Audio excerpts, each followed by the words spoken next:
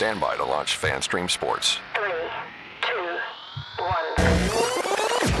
Let's start. Hello, sports fans. Welcome to FanStream Sports. Nothing but pure sports. This is the JP Show. JP, it is so good to hear you back on the air. Stand by. Now, here's JP. All right, welcome into a Flood Friday. Flood Friday. It is Flood Friday instead of Football Friday, sadly. But no days off here at the JP Peterson Show. We thank you guys for maybe taking a few minutes out of your day to escape the pure horror of what has happened in Tampa Bay and up and down the west coast of Florida from Hurricane Helene, who didn't even hit Tampa Bay directly, but boy, the side swipe storm surge, a record. And going back into the 1800s, 1921 hurricane, it is completely inundated the lower levels of St. Petersburg, Clearwater, up and down the west coast, Sarasota, Fort Myers got it again, every place. No one was spared this time in a record flooding event. Davis Islands, where I lived for many, many years, completely flooded, 3 or 4 feet above what it normally gets. And the time I lived there, we got a bunch of stuff come to the front to the front stoop, but never in. But it's bad. It's bad, and we really are send out our prayers and thoughts and everything to those who have been affected by the storm, and there are millions. So good morning to you, Tim Ham. High and dry there in Dallas. How are you? Doing well. It's balmy 66 degrees and sunny here. Wow. No sign of rain in sight, but And the Cowboys win. Did they though? Did they? Feels like the Florida State win from last week. Yeah. Look, for you Cowboys fans that are in the on the East Coast in the JP Peterson Show realm, just head over to FanStream Sports. Go click on the Dallas Cowboys Daily Blitz.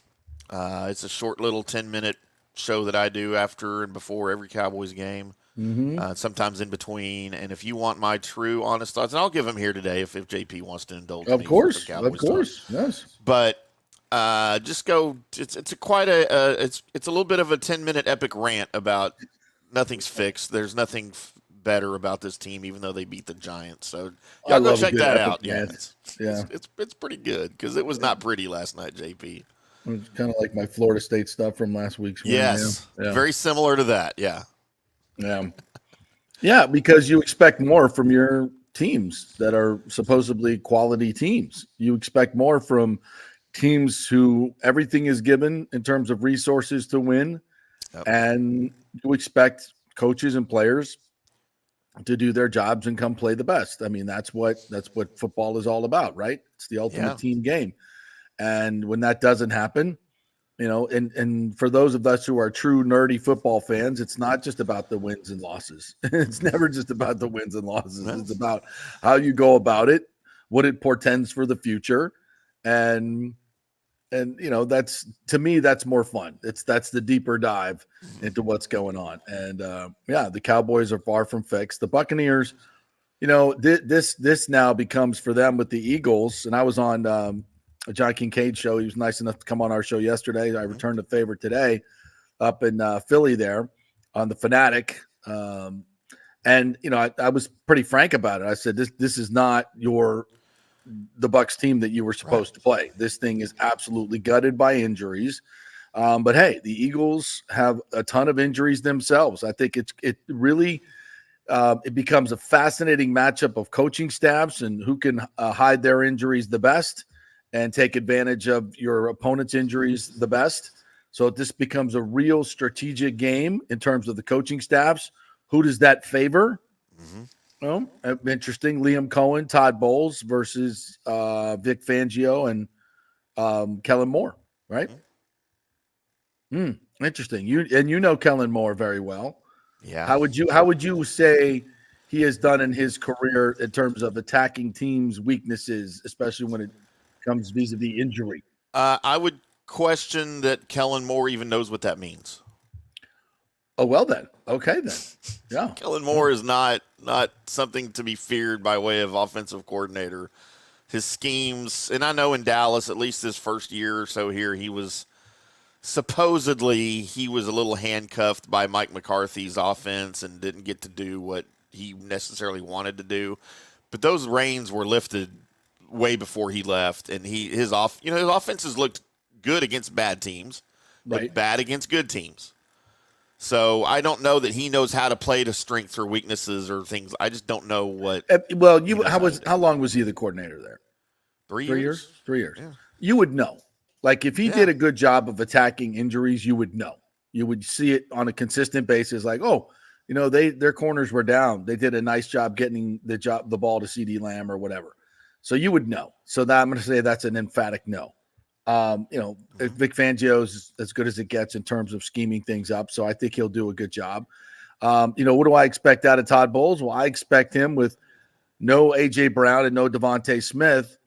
If you don't say Jamel Dean, Johan Dotson, that's your guy. Right. Whoever the other guy is, or I would put Zion on him. Because I think at this point Zion's your better corner. Right. But I go press man and play a lot of single high safety all day long, and I commit to the run and stop the run, make Jalen Hurts beat you with some very average receivers. Right. And I think that's and you put heat on Jalen Hurts, who has thrown interceptions in 7 consecutive games and has had multiple turnovers in multiple games in a row. He will throw you the ball. He will fumble the ball. He is loose with the ball. You got him in the playoff game. Go get him again. I want to see this Buccaneers defense come out flying, and I want to see them do things that we saw in Detroit, not what we saw last week. That was brutal. It was flat. It was lack of energy, terrible tackling. Nobody's covered anybody. 12 yards off the ball. It's just that's not beating anybody. It's not beating Bo Nix and Denver Broncos, clearly.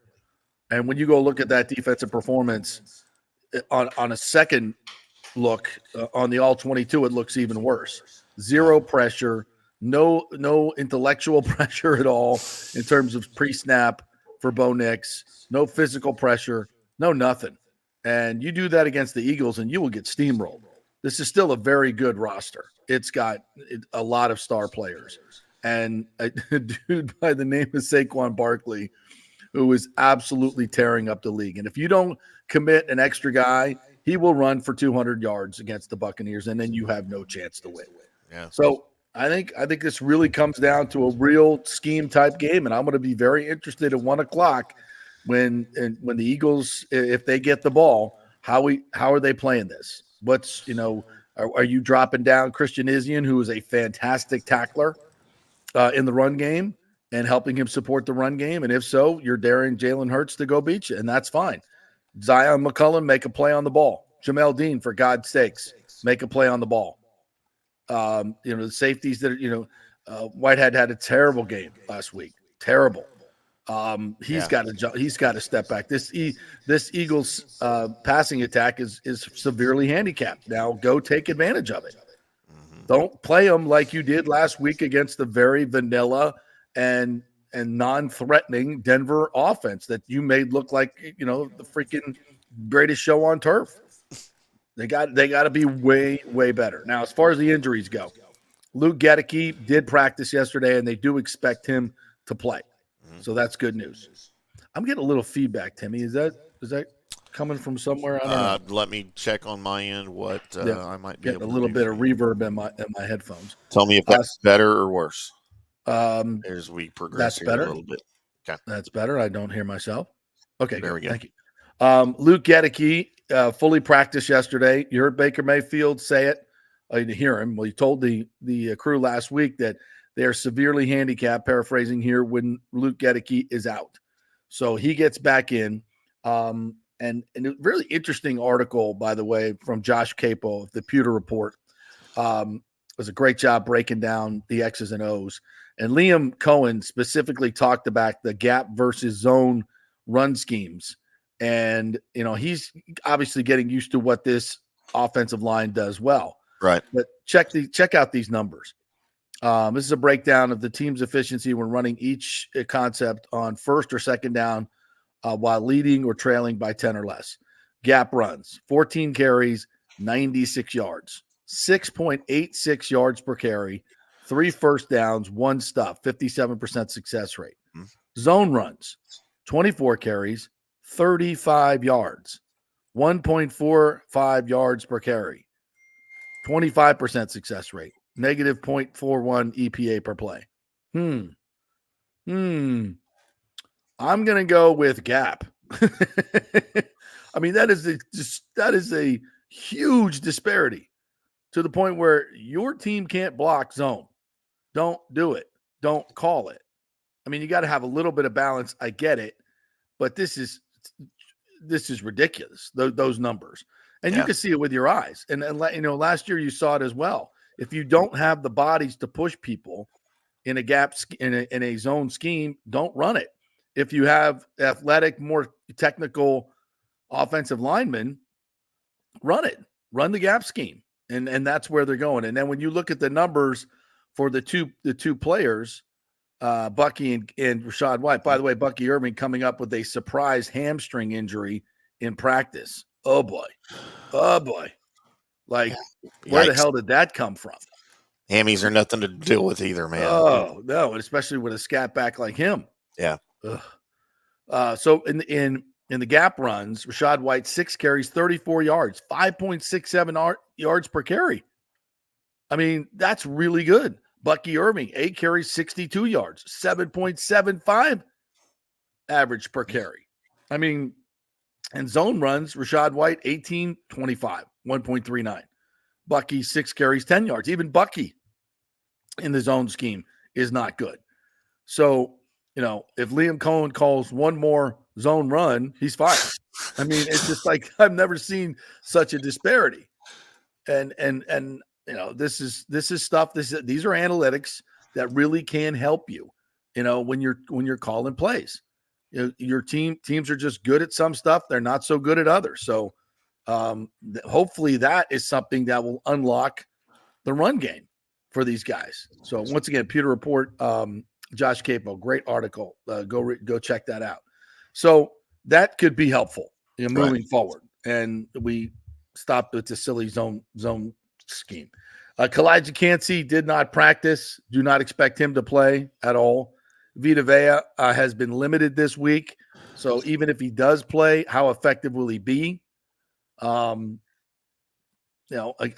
against Saquon Barkley, this is But you feel like you want Vita Vea in there even at 60%, right? Yes. Against Saquon Barkley better, Yeah, but here's the thing with an MCL sprain. Yeah. He can further injure that. That's the thing. You want that ligament. Now, however, it's sprain is basically you have some torn ligaments in there. How much? And when it's torn, is it easier to be fully torn? Yeah, kind of. Yeah. So it's I don't know. That's something you gotta. And when I was talking to Johnny Kincaid, said this on the show the other day. When it comes to AJ Brown, they got an off week next week. Do you want to push AJ Brown in this game, a road game, not against the divisional opponent, and maybe lose him for the rest of the season? Right. I don't know. I mean, obviously it's a conference opponent, and it's an opponent that you could be facing in a tiebreaker situation. So I think it is a critical game in a lot of different ways. I think it's critical for the Bucs. It's a home game. Obviously, you want to win it because you've already dropped one. You gave away a home game last week. You want to win your home games, and you want to win a game against it with a conference foe that could be in the mix for a key tiebreaker situation in terms of home field in the playoffs. Right. So it's a huge game. Any way you slice it, it's a huge game. So it's kind of all hands on deck, especially when you have this depleted roster. So I hope he can play. And maybe if you're the Bucs, you're pushing guys to play. And if you're the Eagles, maybe you're not. I don't know. Because they have an off week next week. Every situation is different. But again, this comes down to scheming, and it comes down to your depth as well. It comes down to your depth. How good are your depth players? And I think the Bucs are going to, they do not have any depth in the interior defensive line. With all due respect to those guys, Green and the other guys that were elevated from the Brewer, that are elevated from the practice squad. They're practice squad players for a reason. And you want them to come out and play well. You hope and next man up, all that, cliche stuff. They're not. The next man up from Vita Vea ain't that good. Yeah, they're not the Patriots of old, right? Yeah, the next man up from Luke Gedeke is not good. And you can't scheme it up and say, oh, well, you just step in and do what we expect Luke to do. No, that's dumb. Then you get 5 sacks from Aiden Hutchinson, and your offense is wrecked for the game. You can't do that. So Liam Cohen's got to be better, coaching around injuries and finding schemes and things to unlock this running game and get a big W. This is going to be a tough game for the Buccaneers. It's a tough one to pick. I think the team that turns it over the least will win the game.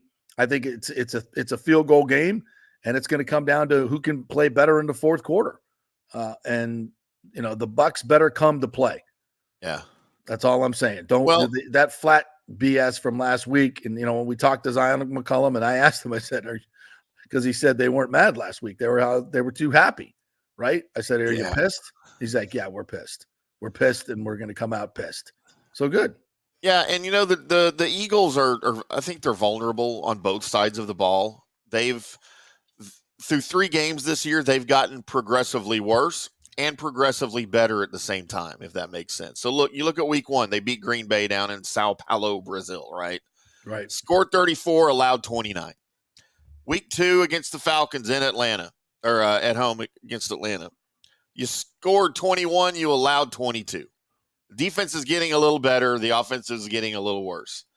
Finally, at New Orleans last week, you score 15, you allow just 12. Against what was previously a pretty high-flying offense, right? That's right. Yeah. 40, whatever the hell, 44 on the they're averaging 42 points a game. Yeah.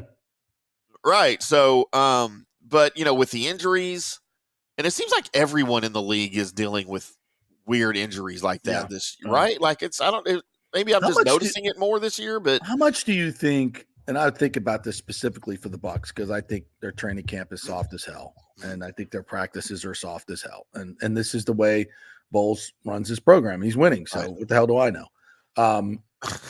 But, I mean, look at this injury list. How much of this is not pushing guys in preseason? How much of this is, you're trying not to keep people injured. How's it going? Right. Well, and you're losing preparation time because of it. And you're losing preparation opportunities because you're trying to rest your players. I get it. It was a physical, emotional game at Detroit, but whatever you did last week in terms of preparing them, throw that script out because they were flat as hell. And you may be thinking that resting your players is a great idea, but that performance would suggest no. Sometimes you got to, like we had that conversation with John Smoltz in pitching, you kind of think that resting pitchers is a good thing. No, building up their arm strength is a good thing. Yep. Getting guys off the couch and back to practice and moving their bodies and maybe getting them more focused and, sitting around may lead to them being flat. I don't know. I'm just throwing stuff out there. What happened last week? That's unacceptable. Yeah. Right? And when you look at the NFL as a whole, you talk about these it's not just the Bucs. These cream puff training camps. Look, every team's doing it, but there's a lot of reasons for that, because even the teams that want to go hard aren't allowed to go hard in the offseason anymore, because you've got the NFLPA, you've got the collective bargaining agreement now, it's easy for me to say, that restricts your offseason training, that restricts contact in the offseason. And even during the week, we didn't used to have rules about got to take a water break. JP, they don't have two-a-days anymore. Two-a-days were the best things to build up your endurance and your strength and your conditioning in the offseason, and they're not allowed to do that anymore. And I think it is showing. Look, when you look at the NFL and you think about the toughest era of the NFL, 60s, 70s, and 80s, right? At least in my brain, that's what I think. 70s for sure. Into the 80s. Those were the toughest freaking NFL football players I have ever seen in my life, right? And what were they doing? They were running 2 and 3 a day practices. Yeah, and you can't do that. Not to saying your players 3 days is a good idea. No, but it made them tougher, it looks like, right? But I don't know. And I'm not trying to go back and have good old day syndrome and be the grumpy old man that thinks things were better back then, but they were. It's just the NFL that exists now. Everybody's soft. The workouts are soft. The offseason is soft. And because of that, you're going to have these little dinky doinky injuries that you never heard of before. And it's Yeah. just the way now you need deeper rosters because you're getting guys hurt more. And I think the NFL will expand their rosters from 53. I mean, they're kind of 54 now, but I think they'll go, I think they're going to go to a 60 or 63 regular season roster. I'll tell this story again because I wish I have the audio. I need to clip it out and play it for you guys. I'll try to do that later on the show. But Zion McCollum literally went to this length to practice his tackling because he can't do it at One Buck Place. He and his brother in the offseason went out without any pads, and his brother plays for the Eagles, plays safety for the Eagles. They'll play again this week. It went out and practiced tackling each other without any pads on, like rugby style practice, because you can think about that. You're not allowed to tackle at your own facility. They had to go outside their facility and practice tackling. Now, I'm here to say, if you're practicing tackling more and tackling to the ground, does your body not get used to the pounding and maybe make you less injury prone? Yeah. Or does it just tear up your body more? I don't know.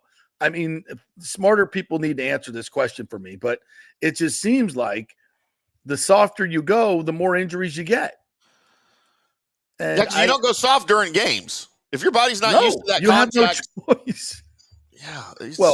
You can, and then you lose to the Broncos 26-7 when you go soft in the game. Boom. I mean, where does that come from?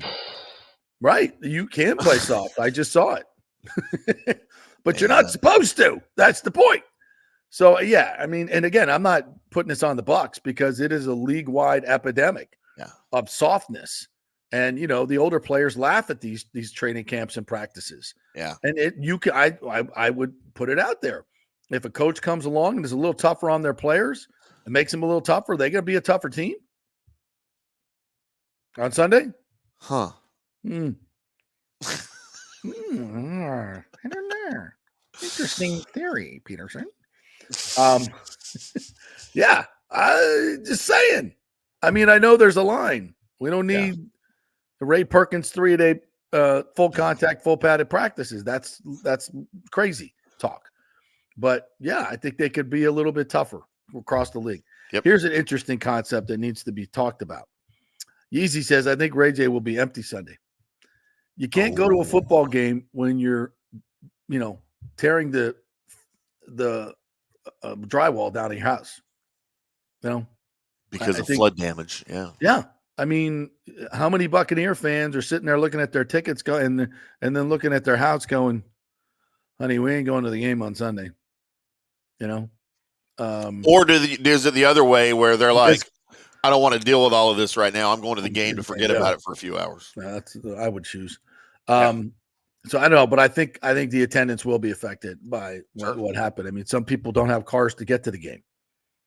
So the area where the stadium is, like, none of that's affected by the flooding, I'm guessing. No, that's far enough inland. Okay. But the people that go to said stadium, their homes and their cars are no longer operable. Like the cars, like how many cars flooded? Hundreds of thousands.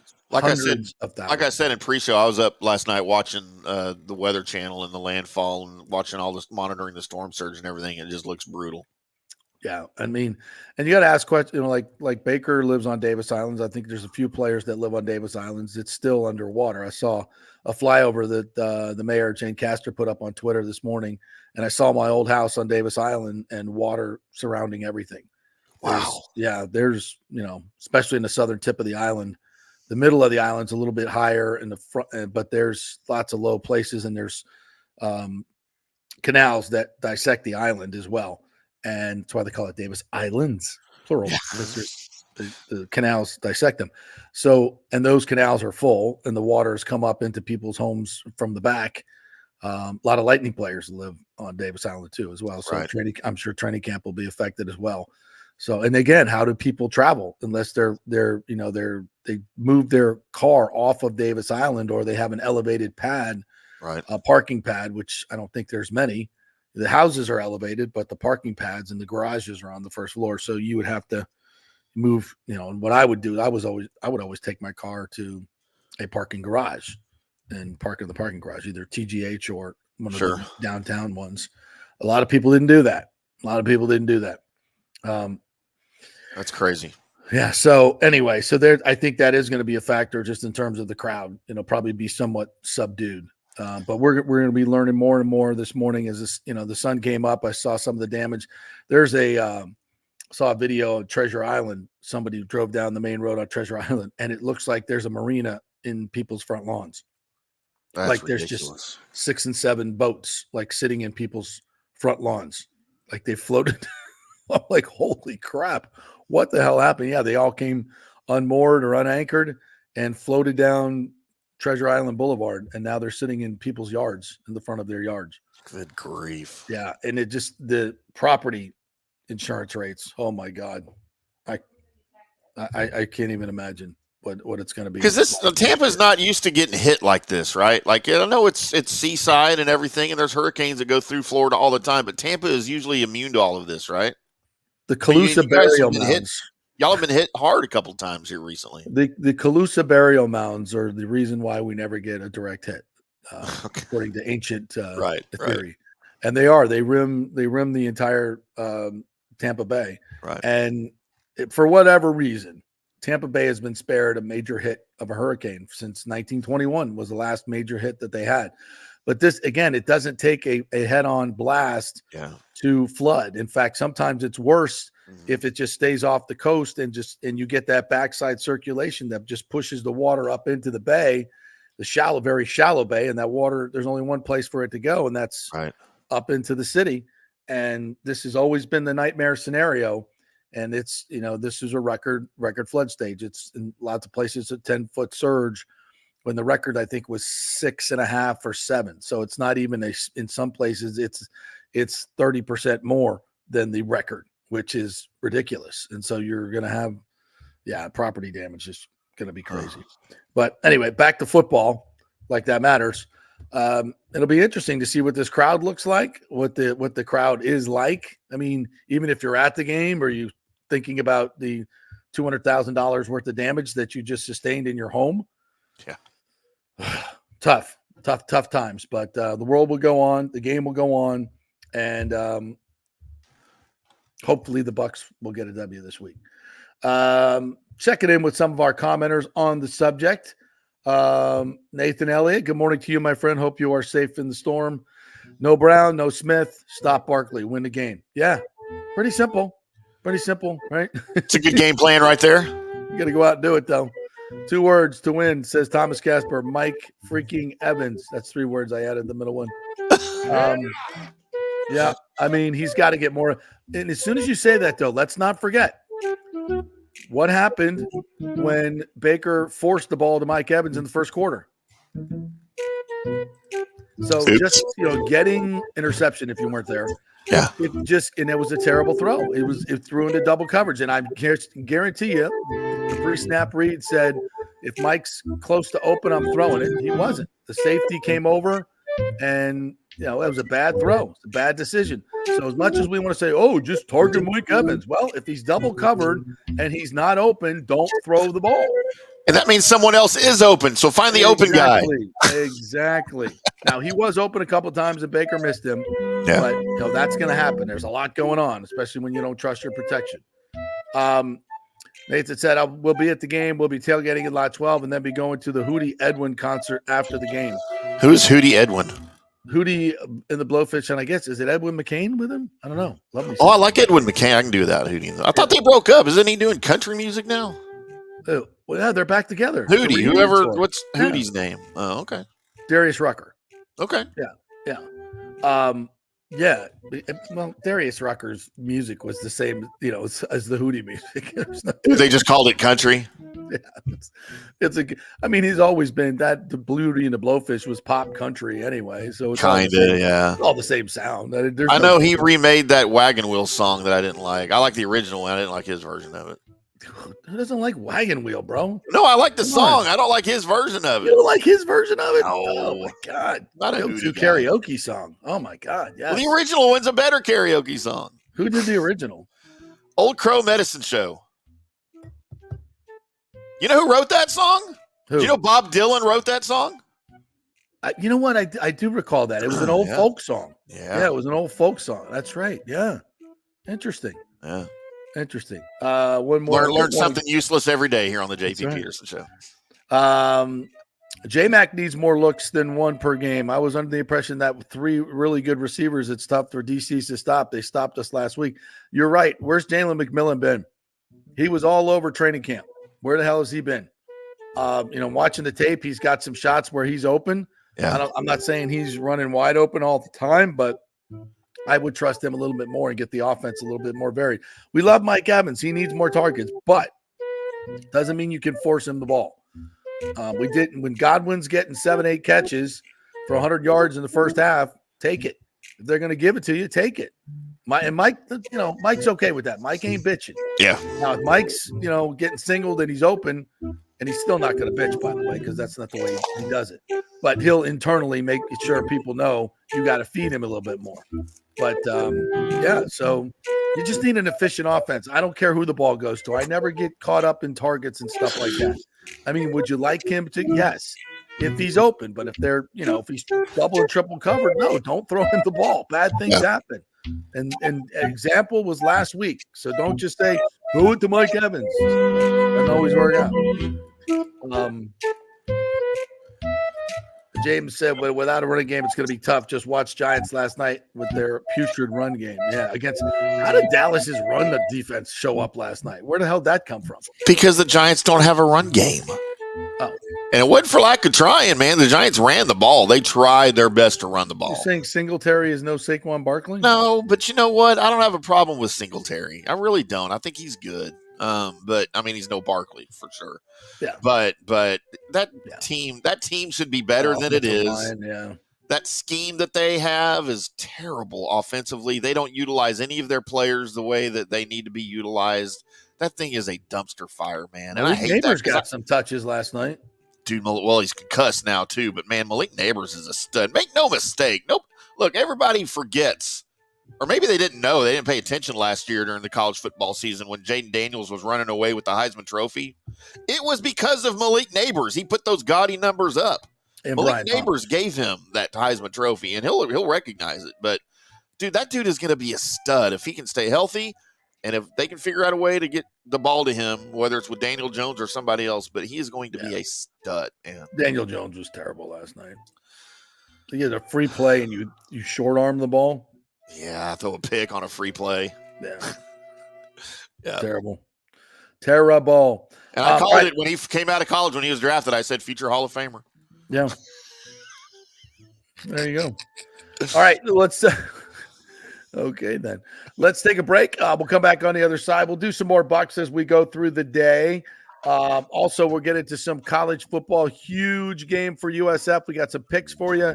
Jeff Didoff's going to join us for a little bit of fantasy football. So if you have any questions for Tito, put them up in the comments here, and we'll get them, and we'll do that at 11:30. So lots more coming your way. Lots of prayers coming your way for everybody in Tampa Bay. It's going to be a tough recovery, but we got this. We got this. Lean on each other. We'll get it done. Thank God we got a good governor who's already marshaled all the power companies. So he'll get it. He'll get it freaking done. We're lucky with that. So stay with us. Quick break. The Jeeves Law Group is one of our great supporters here, JEEVESLawgroup.com. Go to their website, contact them and get a free case evaluation. They're local, they're trusted, and they get results. The Jeeves Law Group. Back in 3. September is here, and it's time to celebrate with the stunning birthstone of the month. It's Sapphire at the Gold and Diamond Source. Known for their natural beauty and glamorous allure, Sapphire's truth, sincerity, and faithfulness make it the perfect stone for September. During the 40th anniversary, you can find a special selection of this precious gemstone, from stunning rings and necklaces to elegant earrings and bracelets. Steve Weintraub handpicks every piece for its brilliance and its quality. The expert staff will help you find the perfect gift, whether it's for a loved one, a special occasion, or just to treat yourself. Visit the Gold and Diamond Source today, where you'll always find the perfect gift. It's more than jewelry, it's love. At the Gold and Diamond Source, 3800 Olmerton Road, always online at thegoldendiamondsource.com. Hey, it's football season, so we welcome back the FSU Football Report every Monday and Friday on the JP Peterson Show, sponsored by those huge FSU fans at Italiano Insurance. They'll save you money as well. Just do a quick insurance checkup, 813-877-7799. They just saved me $500 on homeowners insurance. Who's doing that? Yeah, they just shopped it around, found a better, cheaper company, and we got a cheaper price. And business insurance, make sure you're covered or you could lose your personal wealth. That's 813-877-7799. ItalianoInsurance.com. Go Noles. Hey Tampa Bay sports fans, this is two-time LPGA major champion Jane Geddes here. After winning the US Open and 10 other LPGA events, I wanted to try something completely different. So I came right off the top turnbuckle and landed in the crazy world of WWE. And yes, you heard that right. That's WWE. Working for the Vince McMahon as the VP of Talent Relations for the company. Now, though, I want to work for you. Everything I've done in my life, I've done with incredible passion. And now I've turned my focus to leading the best real estate team in Tampa Bay, the Geddes Gordon Group with Keller Williams in South Tampa. If you're looking for a new home, an investment property, or looking to sell your current home, we will give you major championship level service. When you choose Geddes Gordon Group, you become part of our inner circle, like family. So if you're looking for a few golf tips or a golf course view, we're going to stripe it right down the fairway. Call me at 813-485-6808 or go to gettysgordongroup.com, or again, give me a ring at 813-485-6808. JP here for Third Generation AC and Plumbing. And Third Generation really says it all, folks. The owner, my friend John Rodriguez, has been in the AC and plumbing business since 1995. They built their business on honest assessments and doing great work on time for a great price. Simple, right? Did you know many AC techs are incentivized on big commissions to sell new AC units and you might just need a drain cleared? So if you want someone you can trust, that's John Rodriguez and Third Generation Services. Check out the 5-star Google reviews. If you have a plumbing or AC emergency, call 813-961-8024 and a human will answer the phone. That's 813-961-8024 or go to thirdgenerationplumbing.com. Ciao, Paolo Tini here, owner of Caffè Paradiso, one of South Tampa premier traditional Italian restaurant. We were recently voted number 3 on Open Table list of Tampa Bay's top 10 restaurants. We're very proud of that because we take great care of preparing each dish by hand with homemade sauces, pastas, only the freshest local ingredients. You won't see the big institutional vendor trucks pulling up to our back door. We get our seafood from local vendors. Sometimes I even drive out to Topper Springs and pick out our daily catch right off those boats. So stop by and say hello. Try our traditional lasagna, the fresh veal, some of our signature dishes like capelli al granchio, that is angel hair with lump crab meat, our branzino, that is a sea bass. We're located at 4205 South McDill, and you can make a reservation on Open Table and read all the great reviews. See you soon. Ciao. Grazie. Let's go! Right now. Back to the show on FanStream Sports.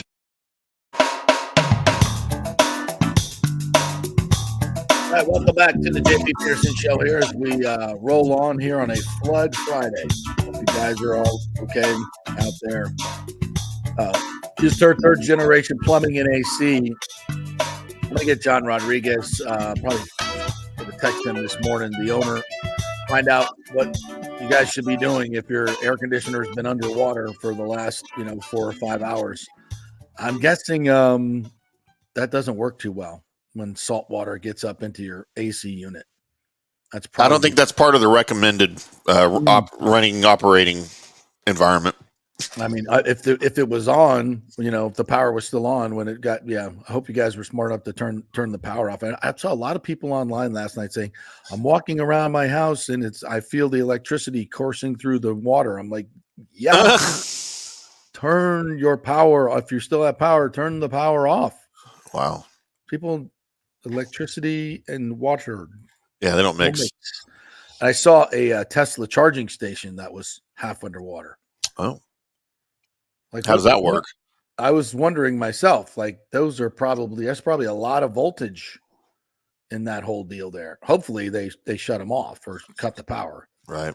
I would hope. But those things are expensive to build. What's the rebuild cost on that? Evidently it cost I think $7 billion for 8 charging stations from the administration. So I think at that price, that's going to be They just need to go to Costco and get them a bulk rebuild. Yeah, that's going to be an expensive rebuild. But I digress. We're brought to you by Bay Area Modern Medical Center, BAMMC.com. Chris Lugo was on with us yesterday talking about Medicine 3.0. If your doctor's not spending an hour and an hour and a half with you going over your blood work and your annual physical and your sleeping patterns and your nutrition patterns and your workout patterns, why is he your doctor? Get a new one that actually cares and talks about things that need to be talked about, not just hand you a script whenever you get a sniffle. That's 2.0 medicine. That's Western medicine. 3.0 is individual concierge medicine, folks, and it costs a lot less than you think. So go to the website, BAMMC.com, get an appointment and see what we've been talking about. All the folks that come on this show that have Bay Area Modern Medical Center as their primary care. It'll be Scott Reynolds, myself, Nick Geddes, and Timmy in the wings waiting. Yeah. Bay Area Modern Medical Televisit. All right. So delving into the college game a little bit here. Normally we have Scott Carter on. I've texted him and they got pounded pretty good in Gainesville as well. So I'm guessing he's without power and dealing with all that stuff well. So we'll send our best wishes out to Scott and hope everything's well. So tonight we get football. Another nice little Friday night game with Miami and Virginia Tech. So that'll be nice to see the Hurricanes. By the way, the Canes are 18.5-point favorites. The Hokies are awful, and they're on the road, and they're going to be down in Miami. That seems like a pretty easy for a team that's running it up right now. Miami is running it up and trying to score as many points as they can, get Cam the Heisman, and make sure they're very highly ranked when they go into the ACC championship game against Clemson. Can we just go ahead and play that game? Because that's where this is at. Yeah, just let's just make it happen. Yeah. So I'll be watching tonight for sure, and probably betting on the Hurricanes. Ooh, that hurts though. Like you bet on a team that you'd hate the program, right? Just from a rivalry standpoint, right? You gotta go, but it's cash and money. It's all I could never bet on the Longhorns to win. I could never do that. Never. I could never do that. I Even don't if care. You thought it was a sure thing. I couldn't, man. I just can't. And look, it's hard enough for me to do a Texas Longhorns podcast that I have to do and pretend that I'm all hook 'em horns, y'all. Hook 'em. It just they know better. Goes against every fiber of my being. I just couldn't do that. Yeah. I could do it. If it's going to make me money, I got no problem. Yeah, I bet against Florida State the first 3 games and made money. That's fine. No, I could do that easier. Like I could bet against the Aggies all day long. Like that doesn't bother me. But if it's Texas or Oklahoma, yeah. So we got some of that tonight, and then the Gators are off this weekend. So hopefully they won't lose any recruits or anything else this weekend, and they can handle the storm because it popped Gainesville pretty good. Yeah. And FSU is at SMU this weekend. Now, I'll be there. You're going to the games. I'm going. Well, let's do a little preview. Let's do a little preview of this game. SMU has been scoring points, and this just in, FSU has not. Now, our good friend Pat Burnham went to great lengths to say SMU is very bad on both sides of the ball in the trenches. And FSU, obviously, their defensive line has played better of late. And so hopefully that will stymie the Mustangs' ground game, force them to throw. Now, they have a new quarterback. Did I see they made a quarterback switch? That is kind of I haven't seen that yet. If they have, so they're putting up points, and teams that put up points usually continue to put up points, especially against defenses that get easily confused, and that would be your Florida State Seminoles. Now they played better as of late. They played much better as of late. Last week, I thought they did a really nice job. The defense saved their bacon again, but with DJU playing again, I just don't see any hope in this offense whatsoever. The Mustangs are 4.5-point favorite, and I would have to lay the points in this game. I don't think Florida State can keep up from a scoring standpoint when you have a quarterback as bad as DJU, who holds your offense back and holds your offensive players back.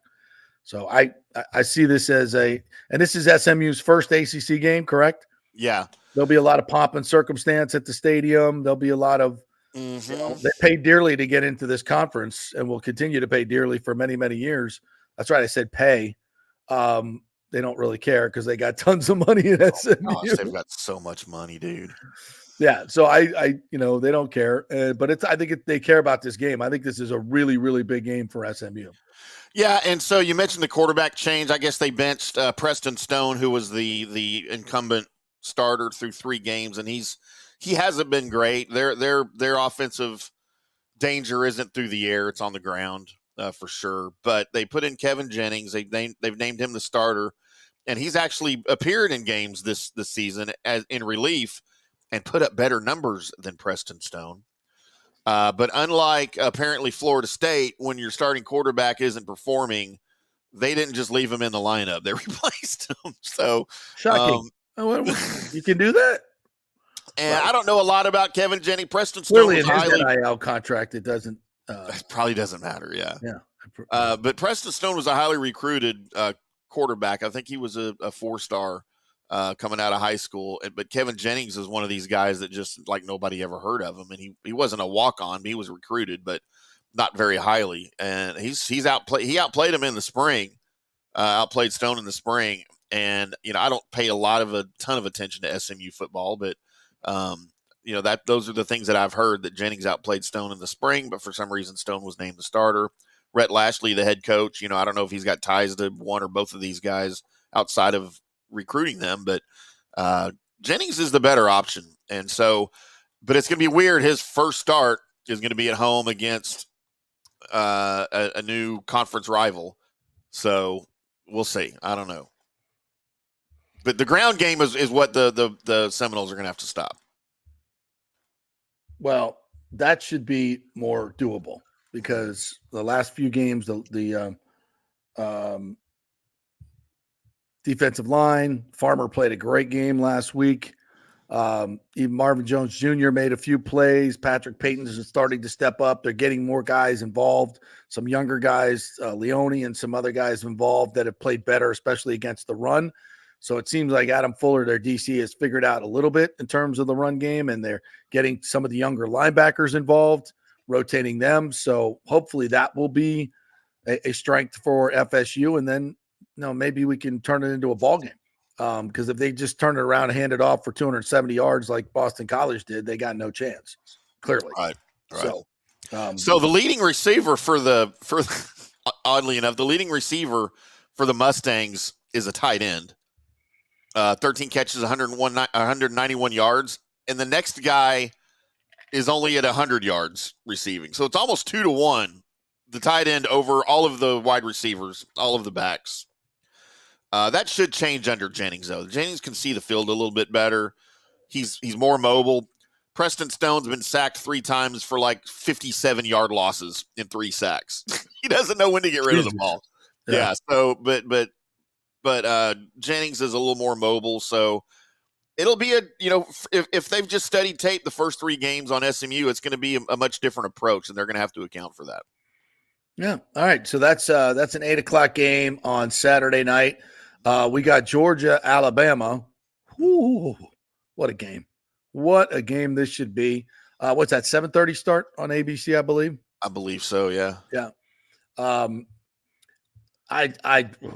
mean, this is gonna be one of those games where I think maybe the Georgia defense is the difference in this game. I think if I'm not mistaken, they have not allowed a touchdown still this year.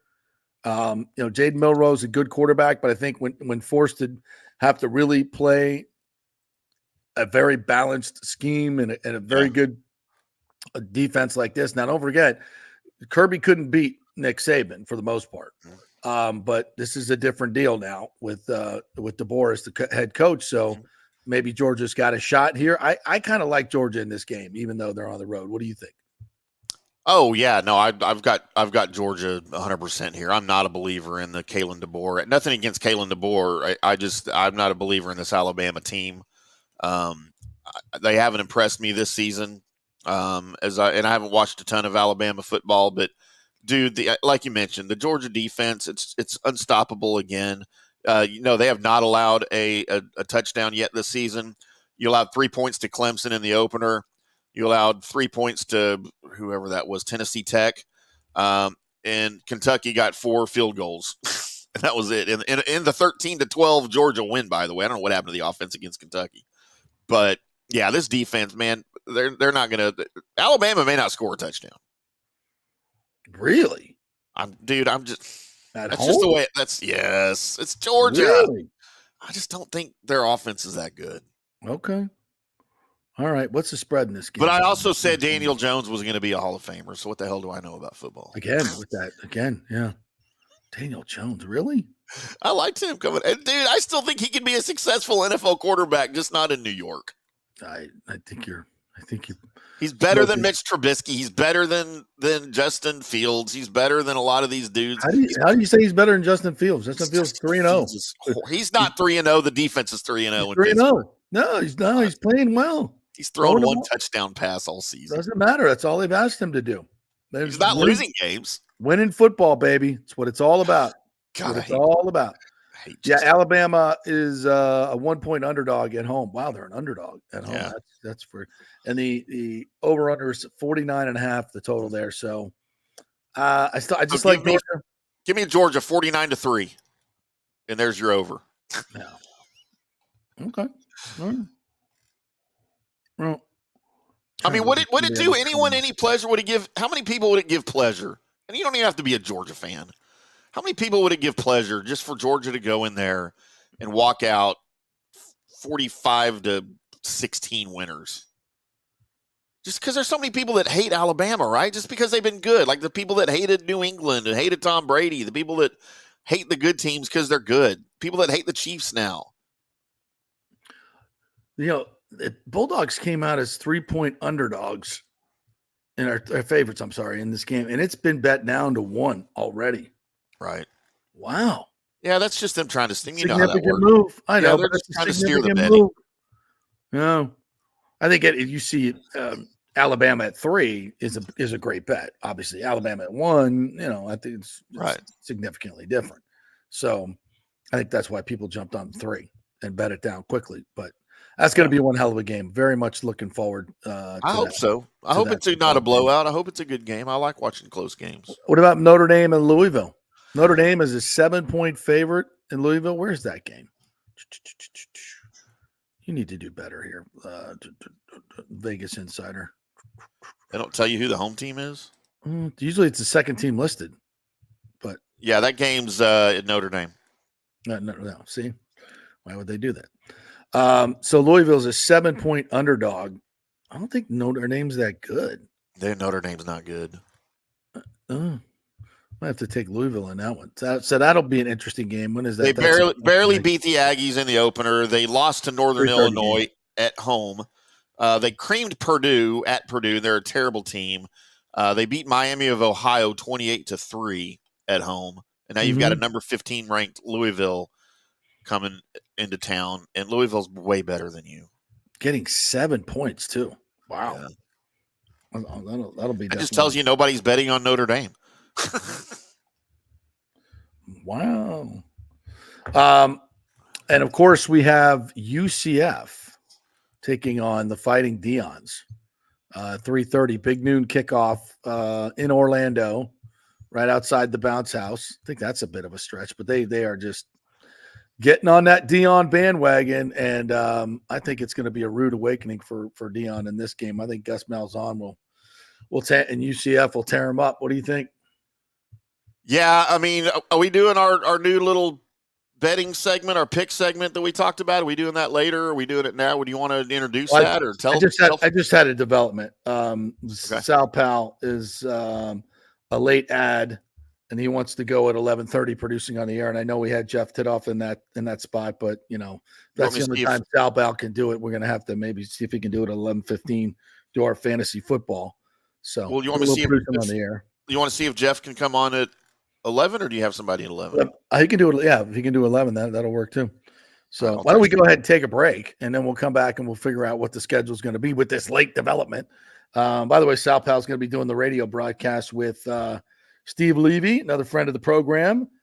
Sunday at Raymond James. So they'll be doing the ESPN radio broadcast, and Sal Pal's going to be the analyst. How about that? That's pretty cool. That is so cool. We'll chat with him about that. All right, so we're going to have Sal Pal coming up at 11:30. We'll try to move around Jeff Tito's good for 11, so we'll get him coming in right out of the break. All right, cool. Let's do that, and then we'll do our picks around 11:15. How's that sound? That'll work. All right, we got a new show for you. It's all new. Sal Pal's going to join us at 11:30.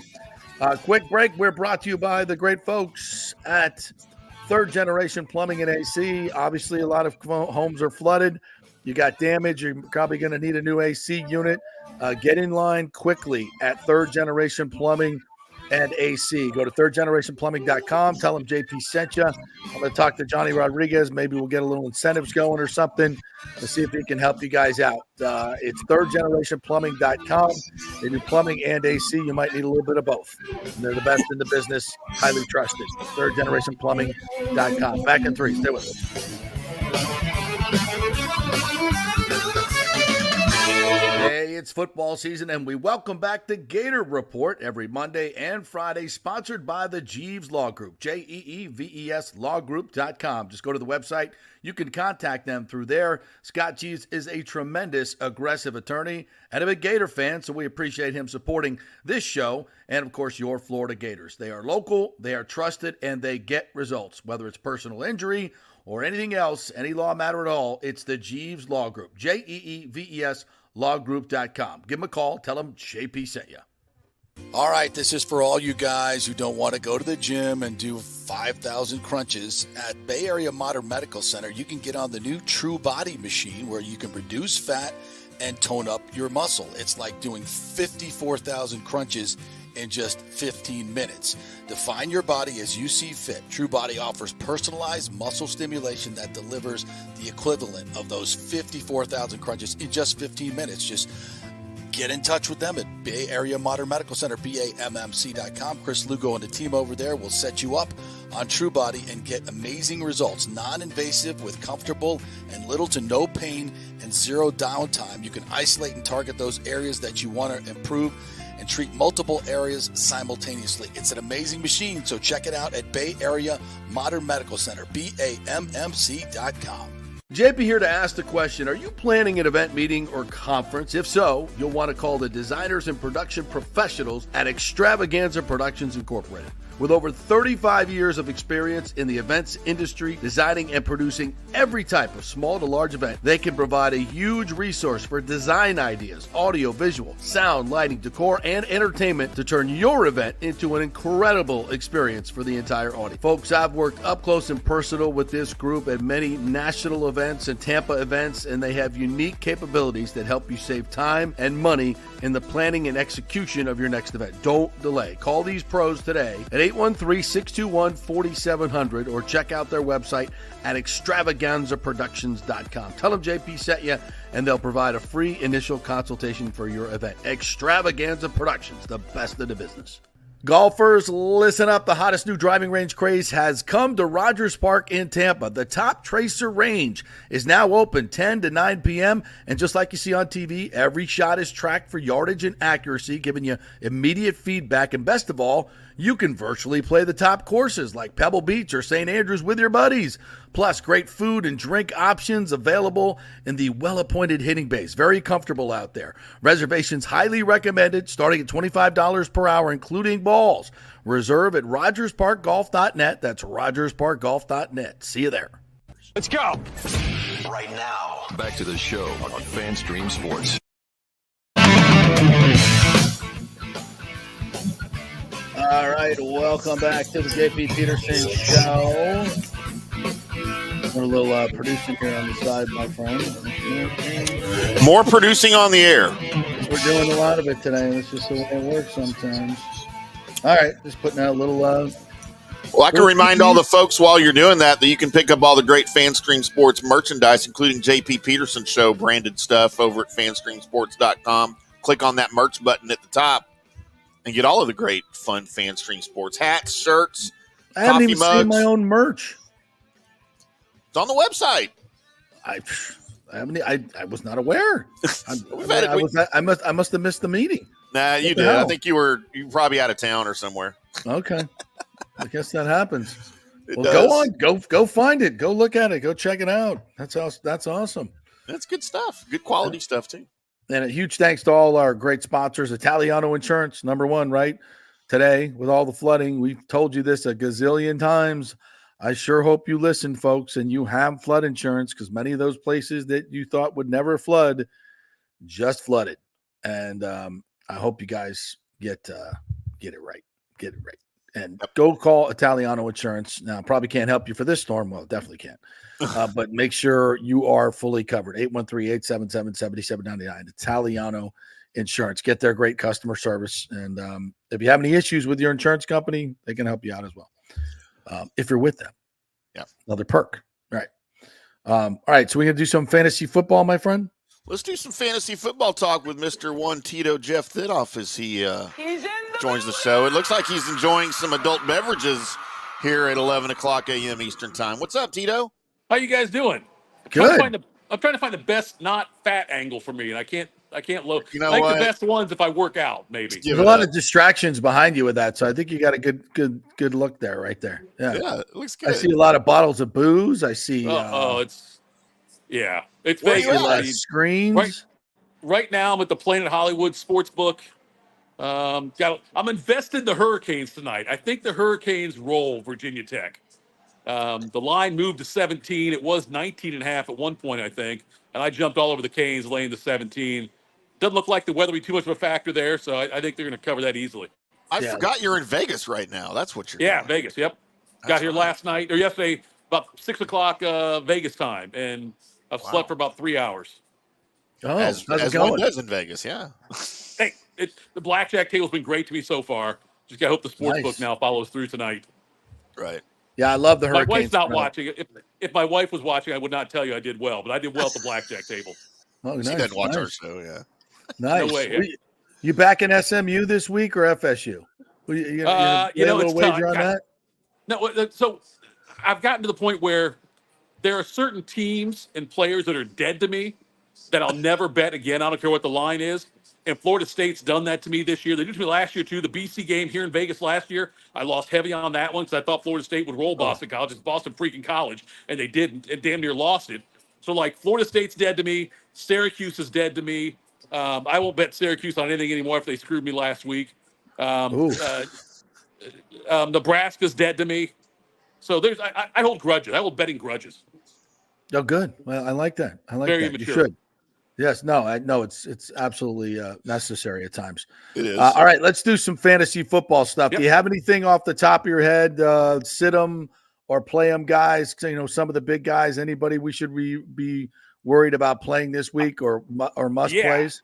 I mean, with the Eagles, it's injury situations all over the board. The Eagles with A.J. Brown and Devonta Smith also. Keep an eye on that situation. Devonta Smith had a concussion last week, and that could really affect this Eagles offense if they don't play. But, in the Houston's the same way with the Texans. Look, if Mixon doesn't play again, I'm all over Cam Akers. I love him. I think Cam Akers is a great one to grab there. Injuries with the Rams also are a big deal, too. They've lost, without Kupp and Nakua in there. I mean, and I really thought Blake Corum will get more play in that Rams backfield. He's had nothing so far. He's been the return game a little bit, but they have not done much with him. And so, that's a guy I thought I liked coming into the season. I also like Jaleel McLaughlin for the Broncos. He's not getting much play, though. All those carries going to Javonte Williams. But it's a big week injury-wise this week. Held the Cowboys last night, lost Micah Parsons, and then the Giants had a huge game on Malik Neighbors till he went down. But get last-minute advice, watch the waiver wire, or watch the injury report when they come out about an hour and 15 minutes before game time, and make sure you adjust accordingly. Yeah, you look at the Eagles. Both of their receivers are down. It looks like I don't think Devontae's going to play. I don't think A.J. Brown is going to play. Yep. So what does that do for Saquon Barkley against the Bucs defense? I mean, obviously they're going to key on Saquon because there's not many options. But should you still play Saquon? I would say yes. Yeah, you got to keep playing Saquon. The start he's had is unbelievable. Look at the numbers compared to what DeAndre Swift did in his first 3 games last year with Philly. It's a huge difference there. And Saquon, he's playing behind the best offensive line he's ever played behind in the NFL. And so, I'm riding Saquon. He's a guy I liked coming into the season. And, it just means more opportunities for him, more touches for him. He'll catch more passes out of the backfield. So Yeah. I'm absolutely, I keep playing Saquon, ride that into the ground the way the Eagles going to this weekend. Yeah. Nico Collins is a little big banged up this week. I don't know if he practiced yesterday. Limited practice on Thursday. Yep. What do you think about his availability this week with a hammy? Would you still play him? I still play. I think he's going to play. Yeah, he might be limited a little bit, but he's still going to get a lot of snaps. And he's obviously CJ Stroud loves throwing to him. They got a great chemistry. So yeah, I would keep playing Nico Collins. I'm more optimistic about that one than some of the other wide receiver injuries that are out there. Well, we had John Smoltz on the show yesterday, and he gloated about his win. No, I lost. I lost convincingly, by the way. I mean, I scored a lot of points, but he literally put out his second team because in our silly league we have to sit our starters 3 times a year. So Do you really? Look, yeah. So it's interesting. I mean, it definitely takes a lot more preparation, honestly, because you got to look for spots. Like I got to sit Saquon 3 times this year. Like, oh my gosh. Like when? Like I know, right? And then when you don't play him, the little bot that does the post game things goes, "What an idiot, Coach John, JP Peterson here to start Saquon Barkley. Like, who's running your team, you moron?"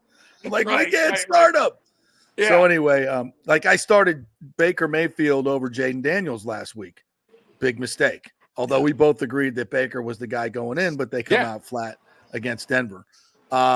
So it's a week-to-week league, and it's been so crazy in fantasy football. But yeah, I lost to Smoltzy mostly because of that decision, and also I didn't start the Packers defense. I started the Buccaneers defense instead of the Packers defense. Me too. The Packers defense went off. Yeah, I love that. I love the Tampa Bay defense last week. Thought they'd be great, and that was bad. Jaden Daniels been phenomenal so far, and I remember I think it was Herbstreit came out and said that he would be the best of the first-round quarterbacks in this draft, and Jaden Daniels looked so good.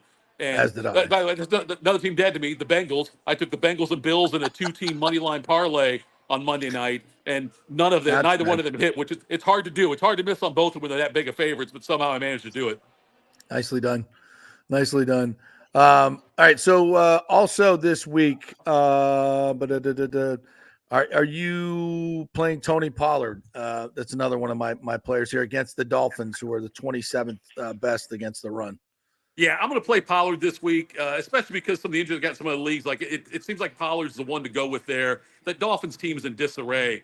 With everything going on with Tua, it's a situation I think where Tennessee, it might not be. I don't expect like a huge yards per carry output or something like that on Pollard, but I think the Titans get ahead and run the ball. They don't trust Will Levis. I think Pollard gets a heavier dose than he normally would get. And so because they don't trust Levis, and who can blame them for that, I think they get a lead and they ride Pollard quite a bit and try to just, the best thing for Tennessee, honestly, with their offense is to keep the clock running as long as they can. The best way to do that is Pollard, because you don't want Will Levis out there having to make a lot of decisions with how bad he is. Yeah. And I'm out here in Vegas also. The Raiders play the Browns. I hate the Browns. A lot of Browns fans running around. But that Browns situation, look, the offense, it's so bad right now, and Deshaun Watson's not getting any better. I know he's had some moments this year, just moments, but anybody who thinks that Deshaun Watson's going to come anywhere close to what he was in Houston, you're out of your mind. Like, if you're a Watson owner right now in baseball, and I hope you're not, but if you are, you pray for one really big game for Deshaun Watson and then cut bait and try to sell high on him. He's one of those guys like that. There's a few guys in the league like that where as soon as they have a big game, get rid of him, because that's like the next best game. The next good game Deshaun Watson has will probably be his last good game this season, in my opinion. Right. What about, and I agree with you there, I write for Browns Digest for Athlon Sports, and I've been trying to. Dude, you write for everybody. You write for everybody, okay? Hey, I write for all Steelers, too. I write for your team, the Steelers, okay? I do. But I've been trying to put a positive spin on the Deshaun Watson thing for 2 years now. I just can't do it. I wanted to talk about Tyreek Hill. What's going on with Tyreek Hill in the world of fantasy, with Tua being out indefinitely, Skylar Thompson not being healthy? Are people dumping him, or are they buying him, or what are we doing? Now, if you can buy him, buy him. But if you're trying to sell him, you're not going to get as much as you would have a couple weeks ago, obviously. The Dolphins situation, it's all going to be predicated on what happens with Tua at some point. But Hill and Waddle are both suffering big time from this injury. There's talk about if Justin Fields keeps playing well, the Dolphins might ask the Steelers about Russell Wilson if it looks like Tua's out for a while. And he needs better quarterback play in there. It's like with Tyreek Hill, you still got to play him, but you're not going to get the production you expected when you used a first-round pick on him this year. Waddle, I'm more likely to sit. If they're both healthy and 100%, I'm more likely to sit Waddle than I am Hill. But Hill, just because he gets the ball so many different ways, they're not afraid to give him a handoff and end around kind of thing and something like that.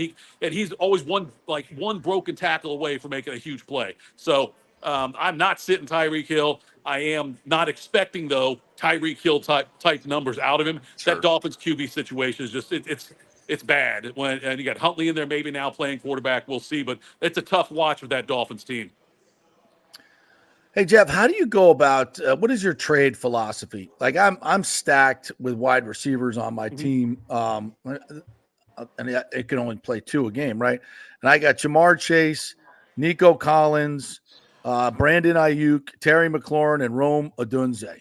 I mean, I got 5 really good receivers, and I got crap at running back. I got Saquon and Tony Pollard. But then I go to DeAndre Swift, Trey Benson, who I thought might break through.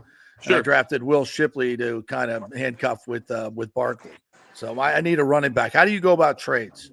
It's really, it's funny. People think that when you're playing with a group of people that aren't that, and you're not doing this, I'm sure, because you're playing with Smoltz. But if you're playing with a group of people that don't know that much about or don't follow it that close, you can usually get over on trades pretty easily with them. But it's really hard if you're in a competitive league to make a fair trade. It really is. And people get pissed at me for saying this, but I never make a trade unless I am very certain I am getting the better end of the deal. I don't like making even trades. I don't want to help out somebody else in my league. That's the big thing for me. It's tough to make a fair trade, especially among smart people. That being said, in your situation, I think I would try to, obviously, Odunze has a big game, then maybe look to trade him, sell high. If you have one of those guys, one of your 4th or 5th receiver, if they have a big game, like a monster game, they're not going to duplicate this year, then I would start looking to trade him for a running back in that scenario. But it is so hard to make trades in good leagues. Now, in bad leagues, where there's no money involved, you'll see dumb trades made all the time. The teams that I run, there's guys that offer me deals. And it's I look at it and I'm like, there's no, why in the hell would I give up Justin Jefferson for that?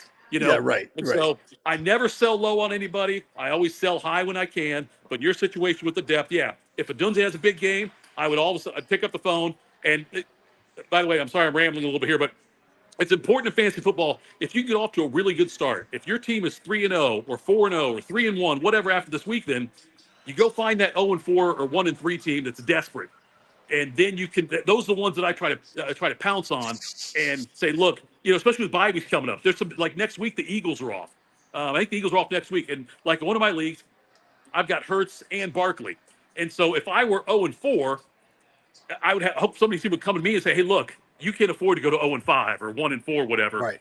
Try to take advantage of that. I hate saying it, but you really want to. It's a cutthroat thing for me. I'll go to the bottom of that league and find a team desperate that has a bye week or a guy who's hurt right now, kind of thing. Go buy AJ Brown if you want to. Do something like that and try to really hone in on that and take advantage of somebody. So what happens when you're running somebody's team? They pay you to run it, and you're 0-4. Not that you would ever do that, but actually, I do have one team that's 0-3 right now. I do, but it's the 3rd highest scoring team in the league. Does the owner fire you? Hey, I take all the money up front. There's no guarantees on this. I'm voted not last night, JP. Smart play. But it's like the 3rd or 4th highest scoring team in the league. It's just been bad luck. Another team I had Tua, and I have I also have Deebo Samuel.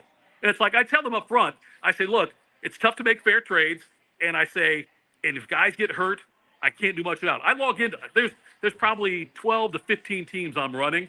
And every day when I start my day, I go in and log in, look at the waiver wire, and do a quick scan of the league and see where things can be done and make sure that the lineup's set correctly in case something happens. But, if you get dinged with injuries or just bad luck, a lot of injuries. The Tua thing is killing that one team. Because I really expected Tua to have a decent year this year. Yeah, well, a lot of people did. A lot of people did for sure. All right, any other questions for you, Timmy? No, I don't think so. Who are the hot quarterbacks right now that everybody's wanting to dump because their teams suck? Well, it's hard on that one to find a team that like a quarterback that's hot that their team sucks because it depends what league you're in. I mean, like the quarterbacks, even like Cowboys. Dak. Dak wasn't great last night, no doubt about it. But Dak's been in the leagues I drafted. Dak, those teams are doing pretty well, and I don't think that's going to tail off. I think that's going to continue. Dallas is not that good of a team, and especially with Parsons going out. Look at that situation. They're going to probably play behind quite a bit and have to throw it a lot. And I'll tell you, if you're going to buy low, and it's kind of hard to buy low on this guy now, but Justin Fields, yes, Steelers, yes, Ohio State homer, admittedly. But they're opening up the offense more with him right now. You saw it last week against the Chargers. He had a 55-yard touchdown pass in that game.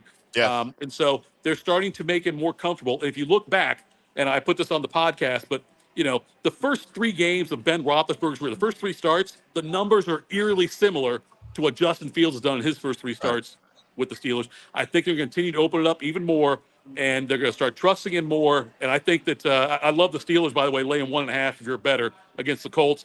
Anthony Richardson is completing less than 50% of his passes. Their only offense is Jonathan Taylor, and the Steelers can stop the run. Did a lot of guys draft Russell Wilson in their fantasy teams thinking he was going to be the starter, which I still think he will be eventually, by the way? Not a lot of teams. Russell Wilson's was available in a lot of leagues still. I don't think many people drafted him because there was the uncertainty about it with Fields being there. But, the calf. In one of my leagues where the quarterbacks are gone, I picked up Wilson as a flyer just as like my 4th quarterback. I had an injured guy that I didn't want to use anymore. I picked him up just in case. And it might not. And that's the other thing I do when I pick up a guy like Wilson. I hope he does start, even though I love Fields, because then I'll trade Russell Wilson. Trade a guy I picked up on the waiver wire, on the free agent wire, and go try to dump him for something productive. Nice, yeah. Hey, go ahead. But I'm still not a believer in Fields, by the way. He's just not losing. I don't think he's winning. He's not losing. Oh, he's managing the game, no doubt about it. No doubt about it. He's managing the game, yeah. Because he's got a smart coach that knows how to win football games. Smart coach, great culture. 3 coaches since 1969. They know how, this is the first time he's had a coaching staff in the NFL that believes in him and that has his back. And so I was going to tell you, though, Tim, I know I was supposed to be on a little bit later, but then you bumped me for Sal Paolantonio. But now, listen, Sal Pal, this has become now the most famous person I've been bumped for. I was bumped for a radio station in Omaha, Nebraska by Bill Bellamy, the comedian, one time. So this now, Paolantonio, because that tells you how long ago it was, but Bill Bellamy was relevant.